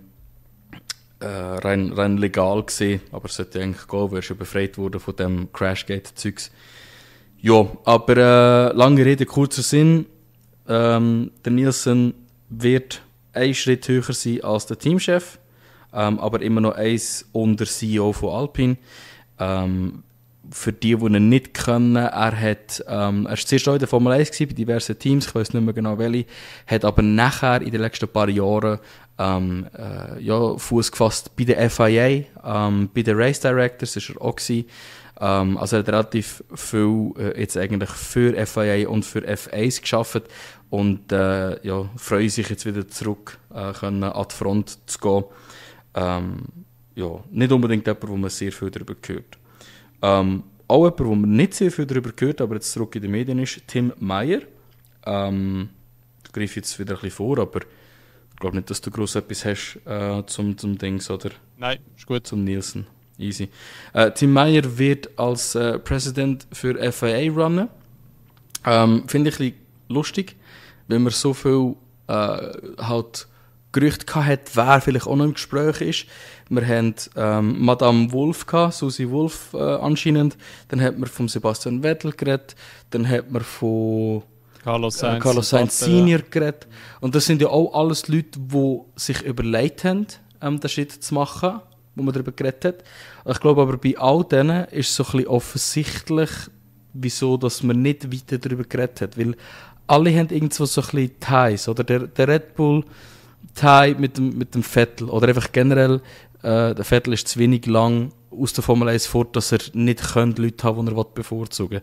Susi Wolf, muss ich nicht darüber reden, sie ist der Mann von Toto Wolff, dem gehört 30% von Mercedes, AMG, Petronas Formel 1 Team. Der Sainz, offensichtlich Vater von einem Fahrer, da hast du einfach sehr viel interpersonelle Konflikte, die halt das Ganze erschweren. Und Tim Meyer, der hat eigentlich keine Links mehr zu irgendwelchen Teams und wegen dem ist wahrscheinlich bis jetzt der Einzige, wo man so ein bisschen offiziell gehört, dass er als FIA-Präsident wird runnen. Ich kann mir auch nicht vorstellen, dass er den Kampf nicht wird gewinnen, wenn sich nicht noch andere Leute werden bewerben, weil ich glaube, der Ben Sulayem dann alle so die Schnauze voll. Und ich sage das, obwohl ich absolut keine Ahnung habe, wer der Tim Meyer ist, was er so gemacht hat und was da alles im Kasten hat, ob das ein guter ist oder nicht, aber alles ist besser als der Ben Sulayem. Ja, also der Tim Meyer, der war Chef-Steward unter anderem. Und Ben Sulayem hat den Perfekt. Ja. Perfekt. Ja, und der Ben Sulayem hat ihn rausgeschmissen aus der FIA, weil er irgendetwas gemacht hat, was er anscheinend nicht hätte sollen dürfen oder was auch immer. Das ist der. Und darum, das ist jetzt eigentlich so voll der Racheakt vom Team Meyer, dass er jetzt zurückkommt und eigentlich den Ben Sulayem abfetzen. Und es ist eigentlich hure schlau, dass es jetzt in Silverstone bekannt geworden ist, weil anscheinend letztes Wochenende noch von der FIA irgendetwas so eine Änderung noch gewesen, wo eigentlich immer mehr und mehr auf den Ben Sulayem zugeschnitten wurde. Also es klingt jetzt zu hart, aber so einfach gesagt ist es so, dass der Ben Sulayem immer Änderungen macht am Reglement von der FIA, also interne Regeln, dass er eigentlich so wie weiterhin so Macht hat über alles. Und jetzt hat er eben das recht schlau gemacht, der Tim Meyer, weil jetzt gibt es eigentlich keine mehr so eine Sitzung oder so eine Änderung, weil das muss immer relativ früh schon angekündigt werden. Und die Wahlen sind, glaube ich, im November, wenn ich es richtig im Kopf habe. Und jetzt ist es so, dass jetzt hat er das bekannt gegeben, der Ben Sulayem kann nichts mehr ändern. Und jetzt ist es eigentlich wirklich so das Head-to-Head. Und das Ding ist einfach so, dass leider da nicht Teams und alles drum und dran können mitbestimmen, oder das ist nicht so, wie soll ich sagen, so, da kann jeder im Motorsport seine Stimme abgeben, wer jetzt da wer wählen. Das ist eigentlich so, es gibt so ein wie soll ich das erklären, es gibt in der FA gibt es einfach so einen Haufen Leute, die wahlberechtigt sind.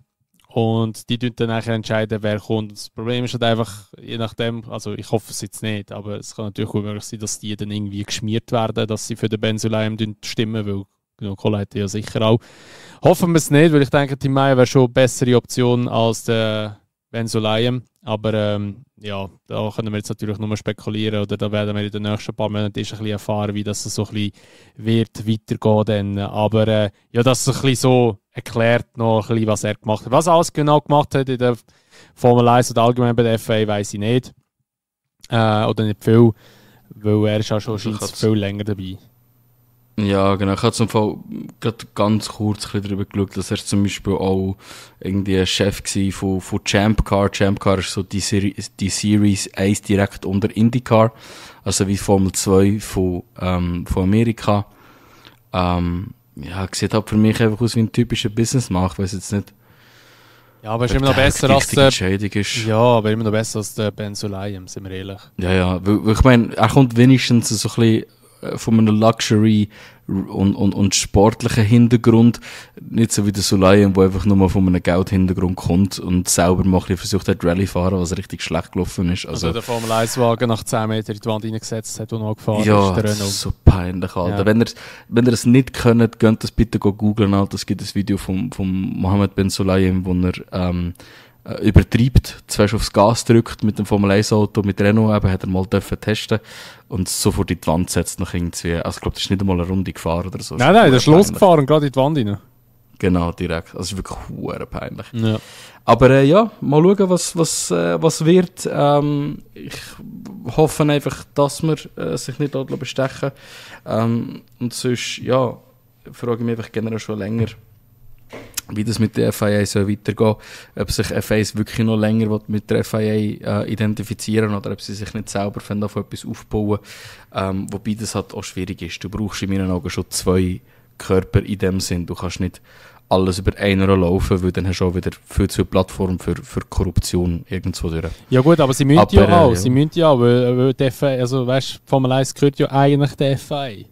Weißt du, böse gesagt. Also klar, eben die kommerziellen Rechte nicht. Die gehören ja eben der Liberty Media jetzt, aber die werden sie ja auch wieder einmal zurückbekommen in, ich weiss nicht wie viele Jahre das sind. Ich glaube, irgendwie 2036 oder so. Nein, das ist ja... Review. Nein, das ist ja, glaube ich, irgendwie so in... Aha, du meinst einfach den Vertrag von Liberty Media mit der Formel 1, oder? Ich habe gemeint, ja. Nein, ich rede ja allgemein von der kommerziellen Rechte. Die hat ja die FIA verloren, eben, weil da so Betrugsfälle gewesen sein oder weiss ich was alles.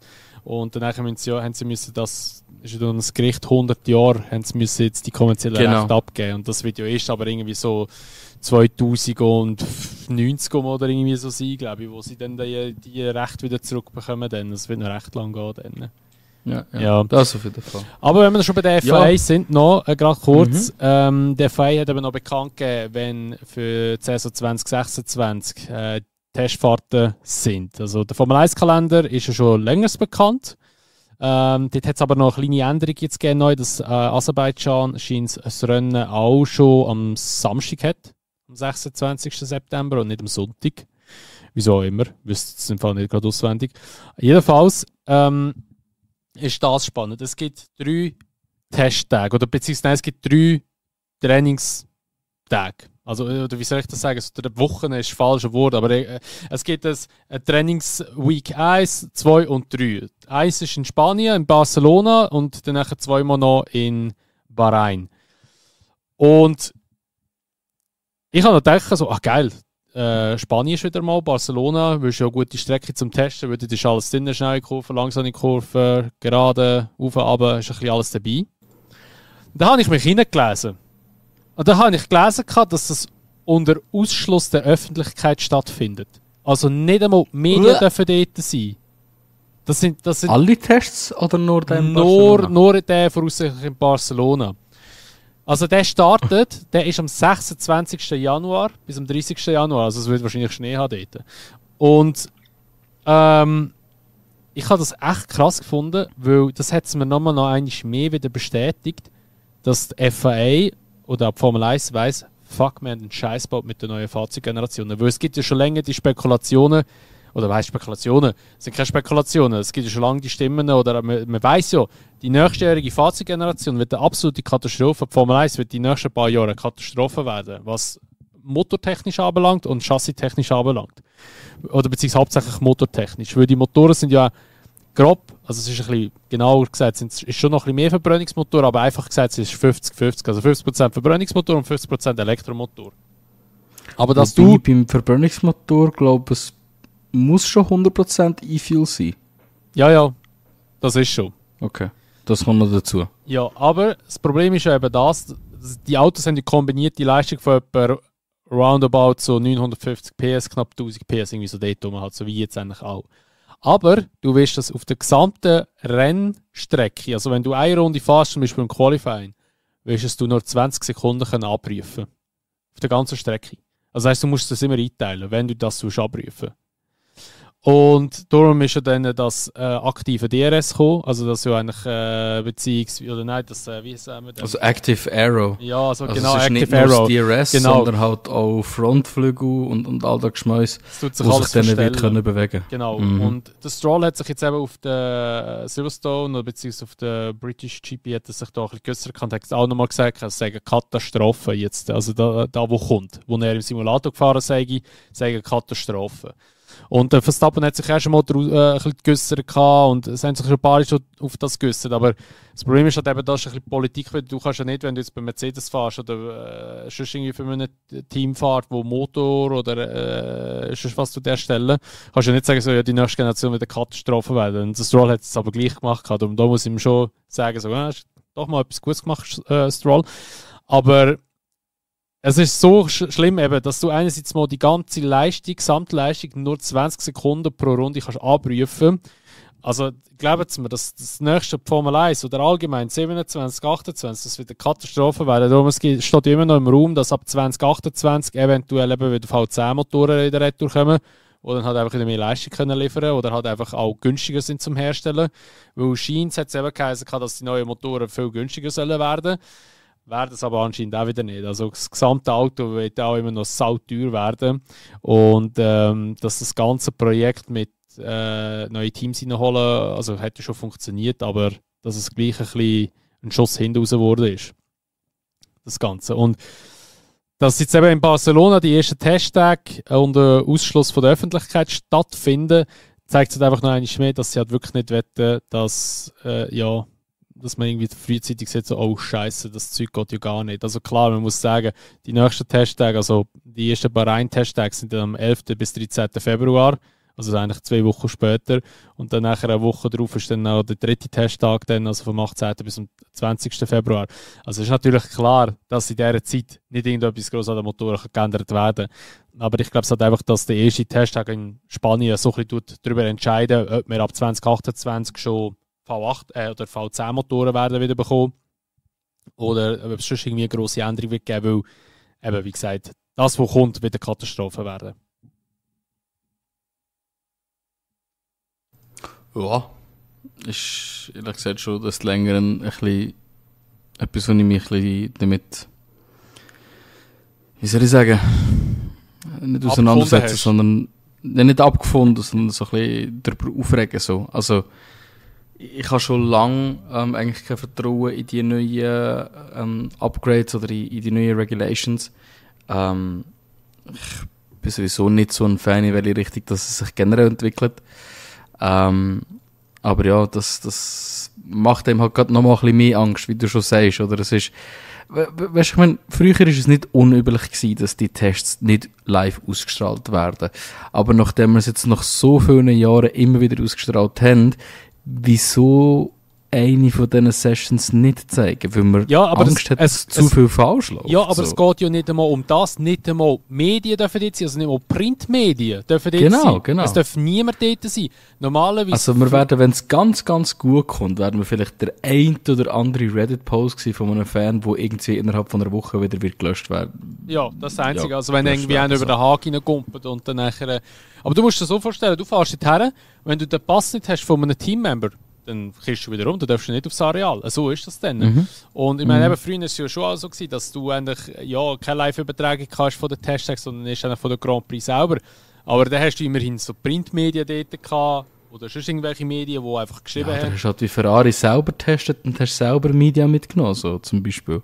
Ja, so Sachen, aber eben jetzt gar nicht. Wow, das ist crazy. Das ist wirklich crazy. Also das geht richtig hin raus ab nächstes Jahr. Das ist wirklich traurig. Dann. Ja, nur schon das ganze Active Aero geschmeißen. Also ich werde gar nicht warm mit dem. Ich finde das so künstlich machen, weißt du, so künstliches Racing machen. Anstatt, dass man einfach anständige Lösungen sucht oder wirklich einfach beansprucht, oder? Wenn man ja weiss, es ist mittlerweile machbar, mit 100% E-Fuel zu fahren. Und auch wenn es noch nicht 100% machbar ist, die Teams werden eine Lösung müssen finden und werden dann automatisch Innovation vorantreiben, die das vielleicht sogar noch wieder revolutionieren.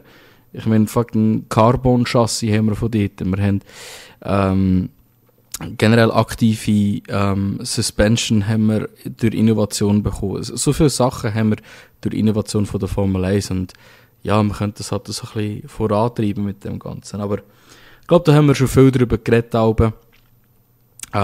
Es ist ein Leitsthema und ich finde es schade, ja, dass man da einen ganzen Testtag nicht wird zeigen. Das zeigt für mich auch, dass sie wissen wahrscheinlich schon, dass es nicht so gut wird sein. Ja, werden wahrscheinlich einige Stellungnahmen auf uns suchen.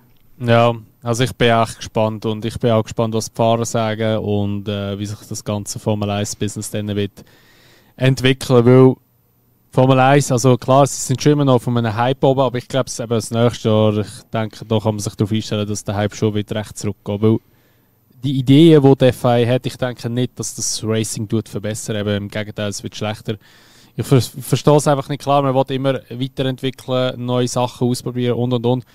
Aber ich verstehe es einfach nicht, ich meine, vor 20 Jahren oder vor 25 Jahren, die Autos sind aerodynamisch, sind die keine Burner gewesen, aber es hat ja gleich auch gut funktioniert mit gutes Racing. Klar, es hat auch dort schon Dirty Air gegeben, aber es hat auch dann geklappt, ohne DRS vorbeizugehen. Und ich meine, jetzt hat man die Ground Era da, oder Grounding Era oder wie auch immer die heißen jetzt entwickelt und hat gesagt, also, ja, so gibt es mehr Racing, so kann man näher beieinander fahren. Ja, scheiße, Dirty Air ist gleich immer noch und auch immer noch recht stark und hintereinander nachfahren in schnellen Kurven, so wie wir es heute auch zum Beispiel gesehen haben in England, Maggots und Baggots und so. Funktioniert ja auch nicht, das reißt automatisch ab dort. Aber ja, so ist es halt jetzt mal. Aber jetzt habe ich schon England angesprochen. Jetzt kommen wir mal zum British GP, wo wir jetzt gerade heute hatten, von wenigen Stunden. Und hast du Formel 3 und Formel 2 geschaut? Tatsächlich nicht, nein. Ich auch nicht, gut. Weil ich weiss nicht, wie das Wetter war. Ich habe nur gehört, dass es chaotisch war. Es war in Österreich auch schon sehr chaotisch. Ja, dort habe ich es sogar gesehen. Ja, wie sich ein Auto auf dem anderen schnell abgeleitet hat. Und ja, das ist verdammt groß. Ja, das war krass. Aber das Wetter hat extrem verrückt gespielt in England. Es hat am Morgen schon geregnet, beziehungsweise eigentlich zum Rennstart her hat es eben geregnet. Die Strecke war schon noch nass am Start. Und die Formation Lab, die erste, war eigentlich gerade schon mal hinter dem Safety Car gewesen, um mal zu schauen, so, ja, wie funktioniert es eigentlich. Da hat man aber schon eigentlich gut gesehen auf der Tanger Straight. Ich weiß nicht mehr, welche Straight das war. ist schon ein bisschen trocken gewesen, aber wenn ich wirklich so die letzten 2-3 Kurven, die sind noch flotschnass gewesen. Ja. Und dann hat man den Rennstart gemacht, Bari sind schon reingegangen und sind schon auf Softs oder einfach auf Slicks haben sie gewechselt gehabt. Also unter anderem Russell war es gewesen, und ja, schon ein paar Nasen. Alonso. Ja, schon ein paar. Ja, schon ein paar, genau. Wir sagen es jetzt einfach so. Und dann ist es losgegangen. Am Anfang am Start, jetzt dann eigentlich dann schon mal eins geschossen gehabt. Der Liam ist rausgeflogen, ist gesandwiched worden vom Yuki und vom Ocon. Ist Ocon gewesen, genau. Also der Ocon ist gesandwiched Ocon ist gesandwiched, ja genau. Und vom Liam. So. Und der Liam hat einfach gedacht, ich bin Liam. Liam macht Liam-Moves, hat wieder mal nicht zurückgezogen, sondern ist einfach wieder, da haben wir auch schon darüber diskutiert. Na gut, mit dem, aber finde ich schwierig. Ich glaube, das ist mehr einfach ein 3-in-1 doesn't go. Also, ja, also weißt du, am Ende vom Tag ist es auch ein Racing-Incident gewesen. Mhm. Aber ich finde einfach, wenn er es schlau gemacht hätte, wäre er einfach aussen gefahren. Also weißt du, wäre er eigentlich Off-Track gefahren dann, oder hätte er zurückgezogen. Aber er hat ja voll reingezogen. Einfach so mäßig so, innen mir ist jetzt kennen wir, weißt du. Und er hat dann natürlich kassiert. Das Meme von der Asiatin von South Park, wo so "Good luck, I turn now, everybody." Ja. Dann kehrt sie so über und alle crashen. So. "Good luck, everybody." Das so I turn now. Ja, ich kenne das Video, ja, das ist geil. Ja, genau so ist der Liam gewesen, so. Ziemlich genau so, ja. Aber ja, also er hat dann halt eine Karre kaputt gemacht und ist dann nachher auch rausgeflogen. Auch der Ocon hat Damage kassiert wegen dem. Ja, alles nicht so gut gewesen, alles ein bisschen suboptimal gewesen, für die beiden. Und dann nachher hat es ja relativ schnell Virtual gegeben, glaube ich, oder ist gerade das Safety Car, hast du zuerst Virtual gekommen, nachher hat es das Safety Car gegeben. Also allgemein über das ganze Rennen rein, es hat so viele Safety Car Phasen gegeben oder auch Virtual Safety Car. Ja. Ich glaube, ich habe bei Runde 21 geschrieben, what the fuck is going on? Und da haben wir so ein bisschen evaluiert, dass bis zu dem Zeitpunkt, also nach 21 Runden Rennen fahren, noch nicht mal 30% effektiv auf grünen Flaggen war. Ja, es ist wirklich mehr eigentlich hinter dem Safety Car oder hat es stattgefunden oder hinter dem Virtual eigentlich sozusagen. Das war crazy gewesen, ist wirklich echt viel gelaufen. Und ja, dann haben natürlich die ein bisschen die Röhre reingeschaut, die schon am Start eigentlich gepitten sind. Die haben natürlich auch wieder ein bisschen verloren. Also zum Beispiel Kimi Antonelli, der nicht in die Pits hineingegangen ist nachher auf Softs und ist dann vor dem Russell wieder rausgekommen. Ja, weil die haben natürlich dann schon mit den Inters besser davon gezogen als die anderen mit den Softs oder mit den Slicks besser gesagt. Und ja, dann ist der starke Regen gekommen. Hat dann nachher eine Safety-Car-Phase wieder gegeben. Und ich habe es einfach auch krass gefunden, wie stark der Inter abgebaut hat, wenn es trocken war. Also du hast schon gesehen, wo es dort ein bisschen angefangen hat zu regnen, ist ja noch der Verstappen vor dem Lando gewesen. Und im Megaspag ist der Verstappen einfach gerade ausgefahren. Weil das Auto hat einfach nicht mehr gehabt, weil einfach wahrscheinlich kein Profil mehr drauf war auf dem Pneu. Und der Norris hätte natürlich so können profitieren und dann ist eben der Safety Car gekommen. Das war wirklich krass gewesen. Also wie es der auch kurz abgeklärt hat. Ich finde aber auch generell, also dort ist es halt einmal mehr nochmal aufgefallen, aber also das ganze Rennwochenende lang ist der Red Bull einfach ein verdammt hoher Traktor gewesen. Also ja. Das ist wirklich ein Video vom FP1, wo mir nicht aus dem Kopf geht, ist, wie er wirklich Oversteer, Understeer, Oversteer, alles direkt eigentlich miteinander hat. Nicht einmal richtig nacheinander, sondern miteinander. Das ist etwas, wo zuletzt der Ferrari in 2014 fertig gebracht. Ja, der 14 Ferrari, wo der Alonso 14, so mit dem gekämpft hat, ja. Ja, genau. Also es ist wirklich, ich habe dir dann auch geschrieben auf WhatsApp, das weiss ich noch.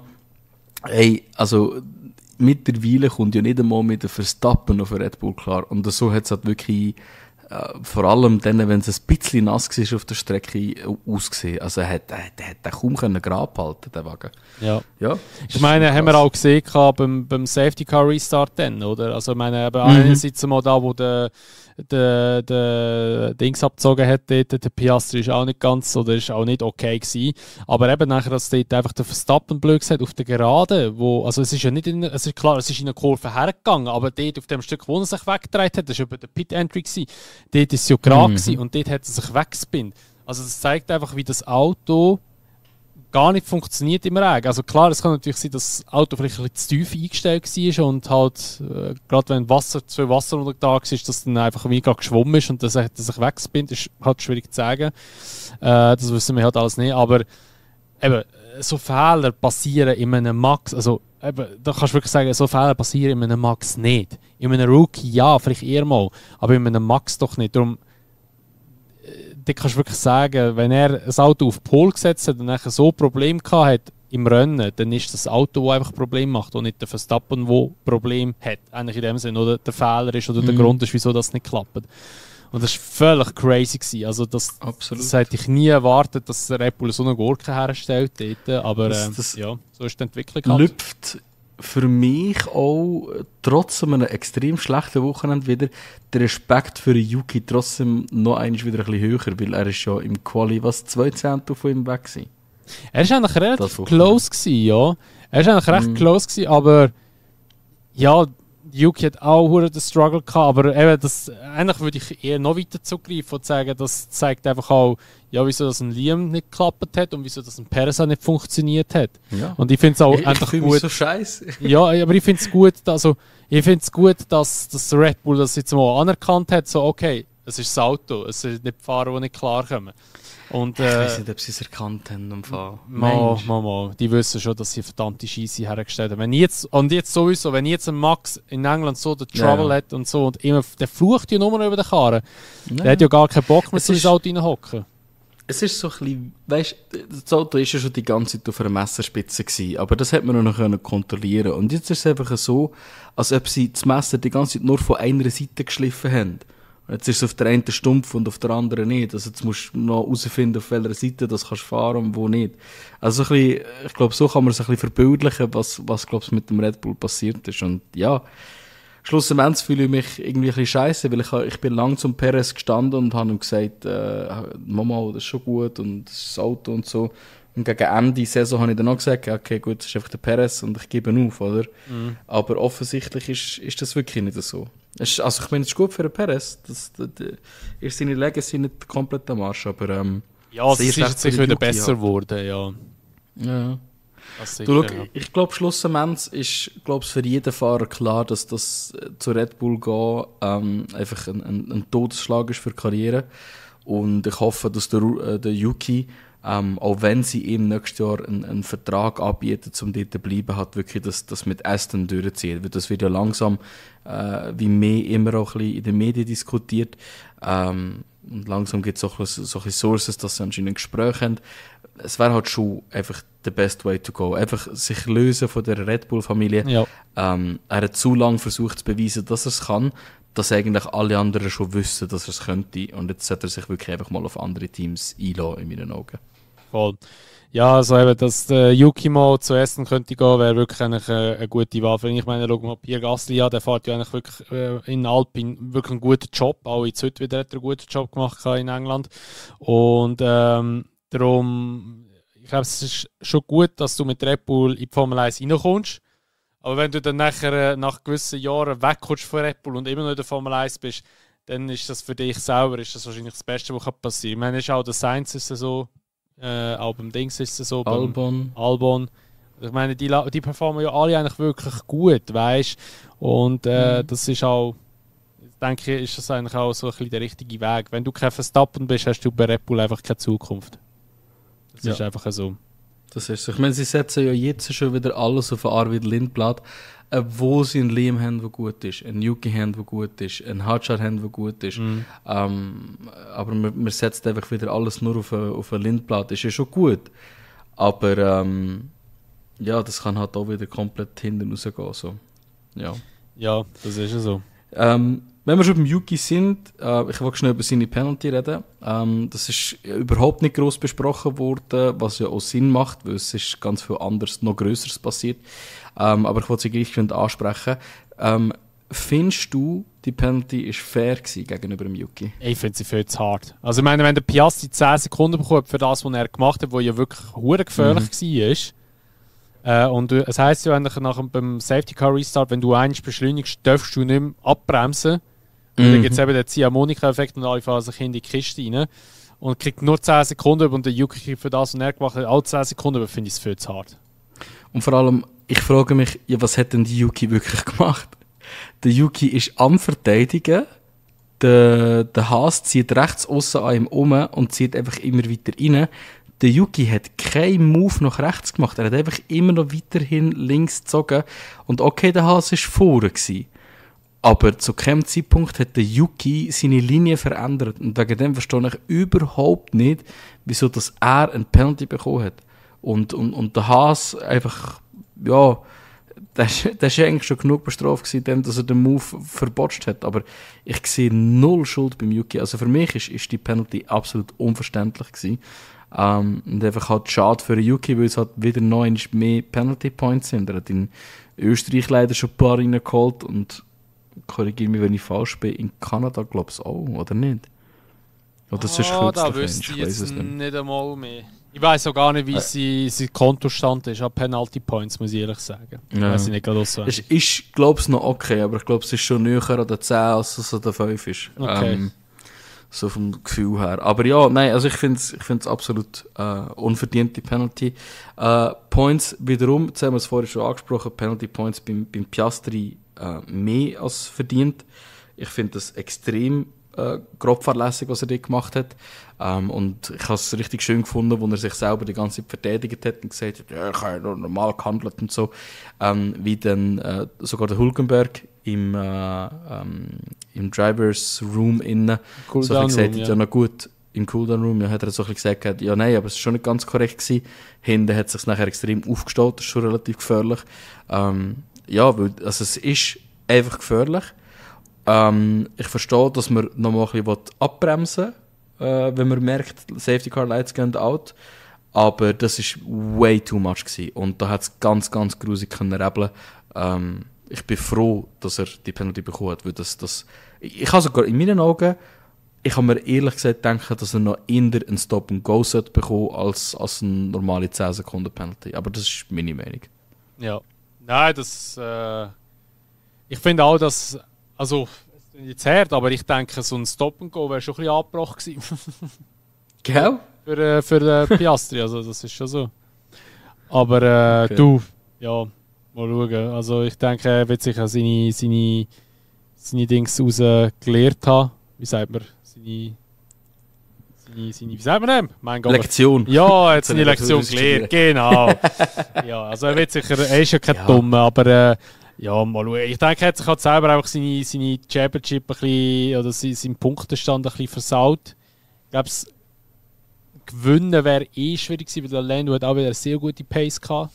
Mhm. Aber es wäre halt ein komplett anderes Rennen gewesen, schlussendlich, wenn er nicht den Penalty gehabt hat. Aber du, es ist jetzt halt mal so, wie es ist. Und ja. Es hat uns dafür eine Vorlage gegeben für etwas, wo wir uns schon extrem lange erhofft haben. Ist das so? Haben wir das erhofft? Das ist so. So. Also das Ding ist, ich war schon immer ein Hulk-Fan gewesen. Und ich habe es extrem traurig gefunden, als er in Hockenheim, dort sind wir auch beide am Rennen gewesen, so rausgefallen ist. Dort habe ich wirklich extrem mitgefühlt. Ich war wirklich ein im Loch wegen dem. Ja, wie es halt ist, wenn man Fahrer gerne hat. Und wo es dann geheißen hat, er muss Formel 1 verlassen, er muss Platz machen für für Ocon. Also er denkt, ja, das ist einfach verschwendetes Talent, weil der hat einfach viel mehr im Kasten und der hat mindestens eigentlich schon ein paar Race-Wins sollen haben mit dem Talent, das er hat. Und ich muss wirklich sagen, wo das jetzt endlich Realität geworden ist, ich habe so zugeschaut, wo er auf P4 war in einem Stroll und ich habe gedacht, es ist möglich, aber wird schwierig. Und wenn er sich dann auf einmal näher an das Stroll angesetzt hat, haben sie gemerkt, so, es ist machbar, weil es ist vor allem das Stroll. Und als er ihn nachher überholt hat, habe ich gedacht, so, holy shit, es ist wirklich machbar, aber der Hamilton kommt unrealistisch. Er wird das nicht holen.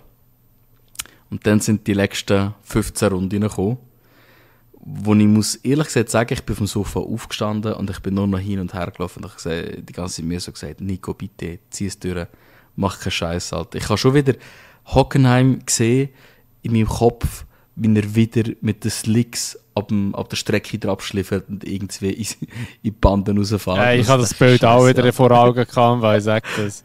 Ja, wirklich schlimm. Wirklich schlimm. Wirklich aber nein, er hat es geschafft. Er hat es wirklich geschafft. Es ist irgendwie noch ein bisschen komisch. Was, keine Ahnung, man kann sich das so wie nicht vorstellen. Und ich habe auch das Gefühl, er selber ist wie nicht, hat es nicht recht gecheckt, dass er wirklich ein Podium reingeholt hat.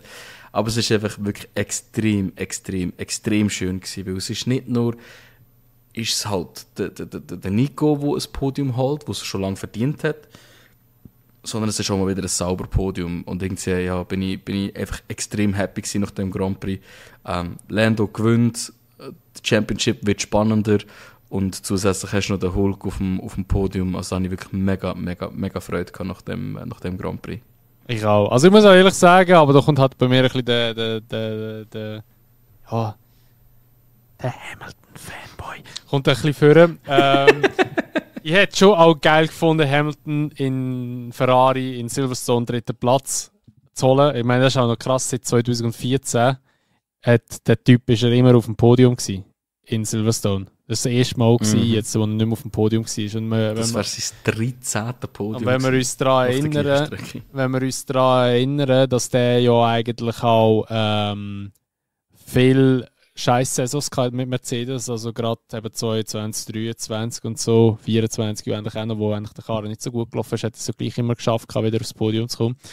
Hat es jetzt heute nicht geschafft, aber gleich, ich habe so für den Hülkenberg mitgefiebert, weil das hat mir einfach auch immer so leid, der Typ die ganze Zeit immer nur den Fluch sozusagen auf sich getroffen hatte, von wegen so, ja, er ist so lange schon in der Formel 1 dabei, noch nie ist er aufs Podium gefahren und jetzt hat er es endlich geschafft, dass er 239 Rennen hat er gemacht hat. Und hat es jetzt endlich geschafft, 15 Jahre lang ist er schon in der Formel 1 mit dabei. Und jetzt hat er es endlich geschafft, das erste Podium in seiner Karriere. Absolut verdient, super gefahren. Auch, muss man sagen, sauber und super Job gemacht mit den Boxenstops. Also zwar seine ist nicht so gut gewesen, sein letzter Stop. Hat es von links ein bisschen geklemmt gehabt. Aber sie hat nicht zur richtigen Zeit reingenommen. Der Hamilton ist schon eine Runde früher oder 2 Runden früher reingekommen. Was dann nachher ein richtiger Overcut wurde für den Hülkenberg, weil ja, der Hamilton hat nachher ein Problem gehabt. Es war noch ein bisschen zu nass für die Slicks. Und es ist zwar nachher immer noch nass gewesen, aber nicht mehr so nass. Und das hat ihm nachher in die Karte gespielt. Plus der Hamilton hat am Schluss noch mal ein bisschen einen Fehler gemacht gehabt. Und er ist irgendwie mit 5 oder 6 Sekunden nachher Abstand ins Ziel gekommen. Und ich habe mich richtig gefreut. Also es war wirklich mal ein Rennen gewesen, das auch ein bisschen in Erinnerung bleibt, weil das ist wirklich ein cooler Moment gewesen und dass wir das mal noch miterleben dürfen. Ich glaube, das ist etwas, wo alle irgendwie mal so gedacht haben, so, ja, wenn es mal passieren würde, Hülkenberg-Podium, dann wahrscheinlich mit Audi zusammen oder eher dann. Aber dass es jetzt schon mit Sauber passiert, Sauber, wo wirklich so einen guten Aufwand hatte, jetzt in den letzten paar Rennen und jetzt sowieso eben in England, wirklich sehr, sehr cooler Moment. Können wir uns wirklich alle sehr, sehr glücklich schätzen und ich denke auch ein bisschen stolz fühlen, dass wir das mal wieder geschafft haben mit unserem Schweizer Team, also beziehungsweise mehr weniger, aber dass sie es geschafft haben. Also mich hat es schon ein bisschen stolz gemacht, muss ich ganz ehrlich sagen. Jetzt so die Schweizer Fahne gesehen. Extrem. Also wirklich ein schöner Moment gewesen. Und ich habe voller Inbrunstanfall über die englische Hymne, die Schweizer Hymne gesungen. Wie so ein Spaß. Aber nein, ich stimme dazu, ich bin auch verdammt stolz gewesen. Ja, das ist wirklich ein schöner Moment gewesen. Ich gönne es richtig im Hülkenberg, also wirklich absolut verdient. Und ich glaube es auch für innen wird so viel Last runtergefallen sein, endlich, dass einfach, ich glaube, ihm geht es nicht ums Gewinnen blöd. Also klar, das Gewinnen geht es immer in der Formel 1, aber ich glaube, ihm ist es einfach mal darum gegangen, hey, kann ich auf ein Podium fahren? Und jetzt hat er es endlich geschafft und es hat sich jeder gefreut. Ich finde es schade, dass der Lando gewonnen hat. Das ist nicht böse gegen den Lando. Ich gönne es ihm natürlich auch, dass er Heim Grand Prix gewinnt. Natürlich. Aber stell dir jetzt vor, es hätte der Piastri gewonnen. Das wären nur Bilder vom Hülkenberg gezeigt worden, die ganze Zeit, weil das so ein Phänomen war. Und sie müssen fast ein bisschen im Lando auch ein bisschen onscreen geben, weil er seinen Heim Grand Prix gewonnen hat, sein erstes Mal den Heim Grand Prix gewonnen hat. Und das habe ich verdammt schade gefunden, sonst hätten wir nur Hülkenberg gesehen. Aber du hast auch nachher nur immer Hülkenberg, auch Instagram. Ich habe nur Beiträge vom Hülkenberg bekommen. Alles nur Hülkenberg. Ja. Fast nicht vom Norris. Also im Norris sein Heim Grand Prix, dass er den gewonnen hat, ist eigentlich recht untergegangen, muss man sagen. Also auf Social Media. Aber auch zu Recht. Absolut zu Recht.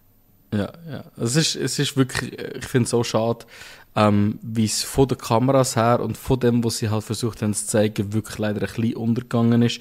Weil ja, also der Kameramann hat nichts anderes müssen machen, als ein bisschen mehr nach rechts überlaufen, damit der Hülkenberg im Hintergrund auch im Bild hat. Weil, ja, man hätte halt gleich im Hintergrund gesehen, zum Beispiel, dass der Verstappen, das war der Erste gewesen, wo er gratulieren die haben so sehr gut miteinander, der Nico und der Verstappen. Und nachher dreht sich die Kamera zum Norris für und man sieht, wie der Gabriel Bortoletto zu ihm wirklich am Säckeln ist, so. Die Bromance, wo die haben, das ist wirklich ist herzig. Und nachher auch die Bilder mit dem Team im Hintergrund, die Schweizer Flagge schwenken und das ist wirklich einfach, es ist genial gewesen. Mein Vater wird sicher hure Freude haben, weil mein Vater hat wegen Toyota angefangen zu schauen und hat jetzt eigentlich nur weitergeschaut wegen Sauber und hat mir auch schon so gesagt, also ja, eben, er schaut es eigentlich fast nur noch wegen Sauber und du merkst so, jedes Mal, wenn ich mit ihm vor dem Reisen rede, geht es ihm nur darum, hast du gesehen, Sauber hat das mit Doppelpunkt geholt. Er redet gar nicht darüber, wie der Verstappen mit dem Antonelli Crash ist oder so. Von dem her, ja. Nein, es ist mega, mega cool, dass es jetzt geklappt hat und ich glaube, ja, das ist perfekt, so den Podcast zu beenden mit dieser frohen Botschaft. Noch ein cooler Fun-Fact dazu. Der Hülkenberg hat jetzt in den letzten 4 Rennen mehr Punkte geholt als der Verstappen mit dem Endresultat. Das einfach so zum Abschluss noch.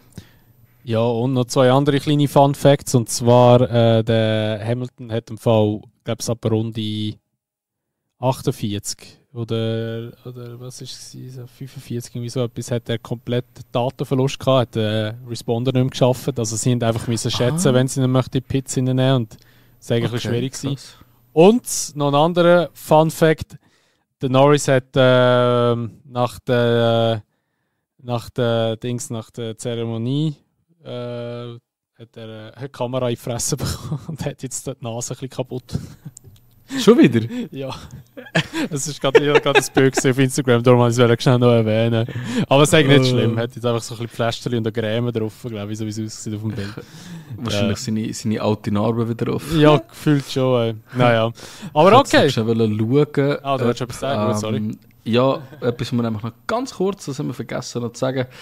Der Bearman und der Ocon haben ja auch noch einen Crash gehabt. Der hat mich sehr an den Latifi Stroll Crash Abu Dhabi erinnert, wo sie schöne Pirouetten gemacht haben. Stimmt, das ist das Latifi. Ja, beide haben so synchron haben sich gedreht eigentlich. Ja, genau. Aber ich wollte eigentlich nur noch schauen, ob es Penalty davon gegeben hat. Stand jetzt 6.7.21.10 hat es keine Penalty dazu gegeben.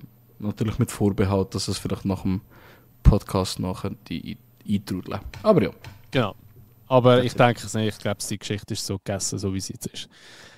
So, also, ja gut, dann würde ich mal sagen, wer ist das gewesen von der heutigen Episode vom Unsafe Release? Ist wieder mal, ja, aber schon wie angekündigt am Anfang, ein bisschen eine längere Episode wieder wurde oder hat es gegeben. Ich hoffe trotzdem, dass ihr das bis jetzt zum Schluss angelassen habt. Und ja, wir würden uns dann wieder in ein paar Wochen hören. Ich denke, was so nach dem Spa Grand Prix plus minus. Ja, ich sage jetzt nicht wieder alle 2 Wochen, weil wir halten das ja sowieso nicht ein. Aber ja, die nächste Episode wird sicher kommen. Dünnt gerne im Podcast folgen, dünnt gerne unseren Podcast bewerten und auch einen Kommentar da lassen, was ihr gut gefunden habt am Rennen oder eben halt, ja, was dort eigentlich war beim Elben und beim Elben hauptsächlich, wieso das er retired hat in Österreich. Falls ihr es wisst, würde das sehr interessieren. Und ja, dann bedanke ich mich recht herzlich, dass ihr, wie gesagt, bis dahin zugelassen habt. Und dann hören wir uns wieder in der nächsten Episode vom Unsafe Release.